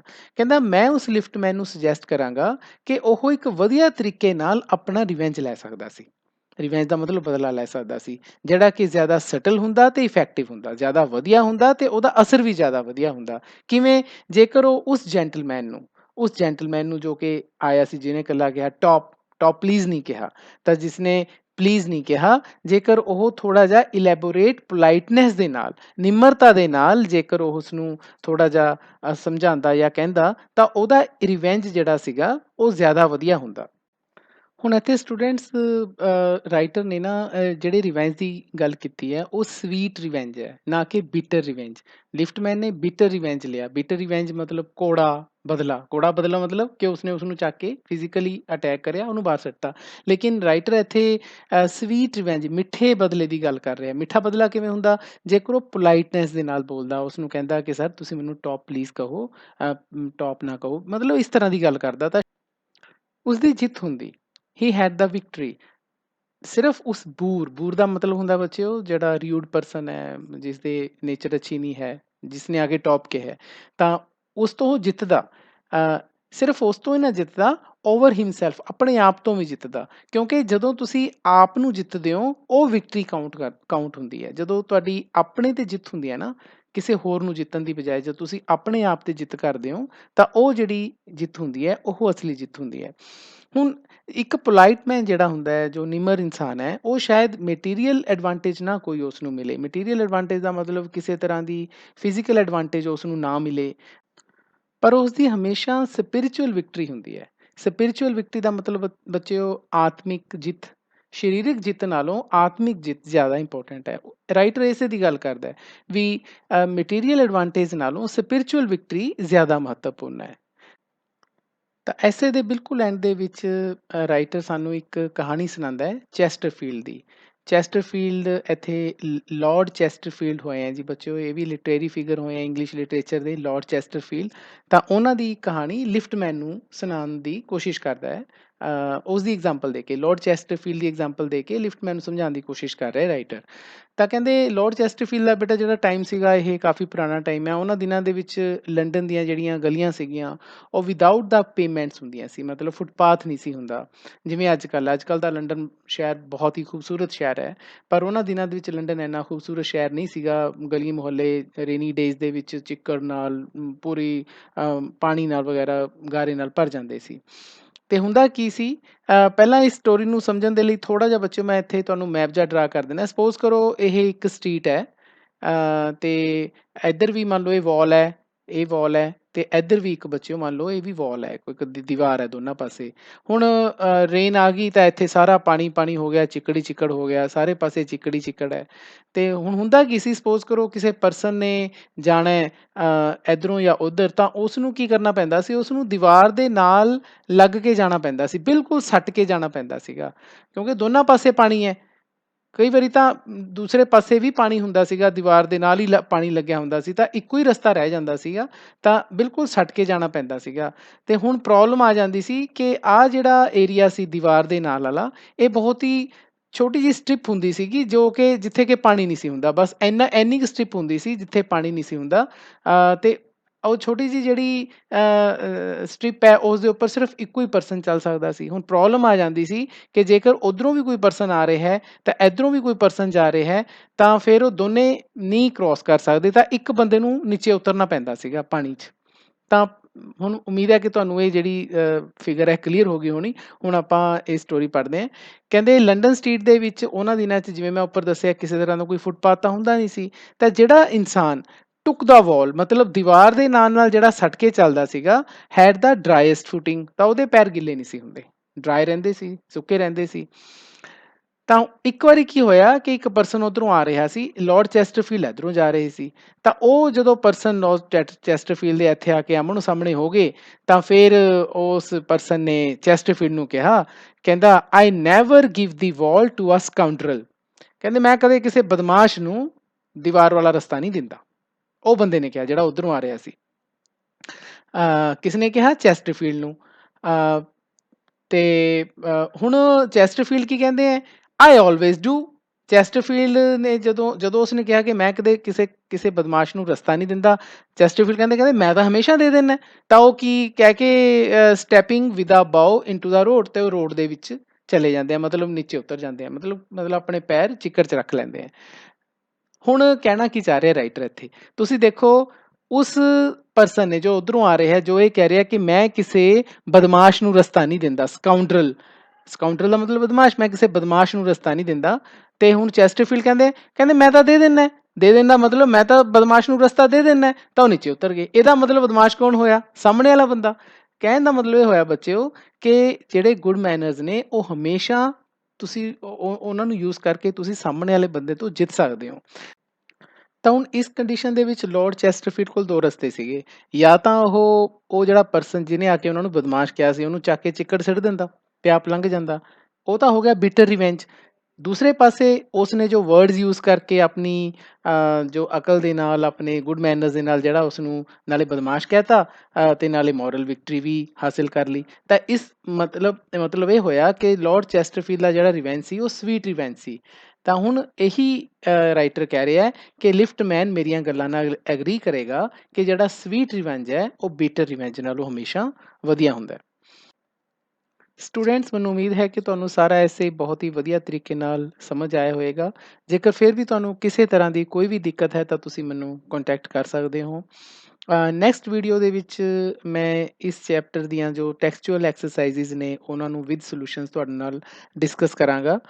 ਪਰ ਐਜ਼ ਹੋਮਵਰਕ ਤੁਸੀਂ ਇਹਦੇ ਵਿੱਚ ਜੋ ਗਲੋਸਰੀ 'ਚ ਵਰਡਸ ਆਏ ਨੇ ਜਾਂ ਤੁਹਾਡੇ ਲਈ ਜੋ ਵੀ ਨਵੇਂ ਵਰਡਸ ਨੇ, ਉਹਨਾਂ ਨੂੰ ਤੁਸੀਂ ਆਪਣੀ ਫੈਨ ਨੋਟਬੁੱਕਸ 'ਤੇ ਜ਼ਰੂਰ ਲਿਖਣਾ ਹੈ ਅਤੇ ਮੈਨੂੰ ਉਸ ਦੀਆਂ ਪਿਕਸ ਜ਼ਰੂਰ ਭੇਜ ਦੇਣੀਆਂ ਨੇ। ਧੰਨਵਾਦ।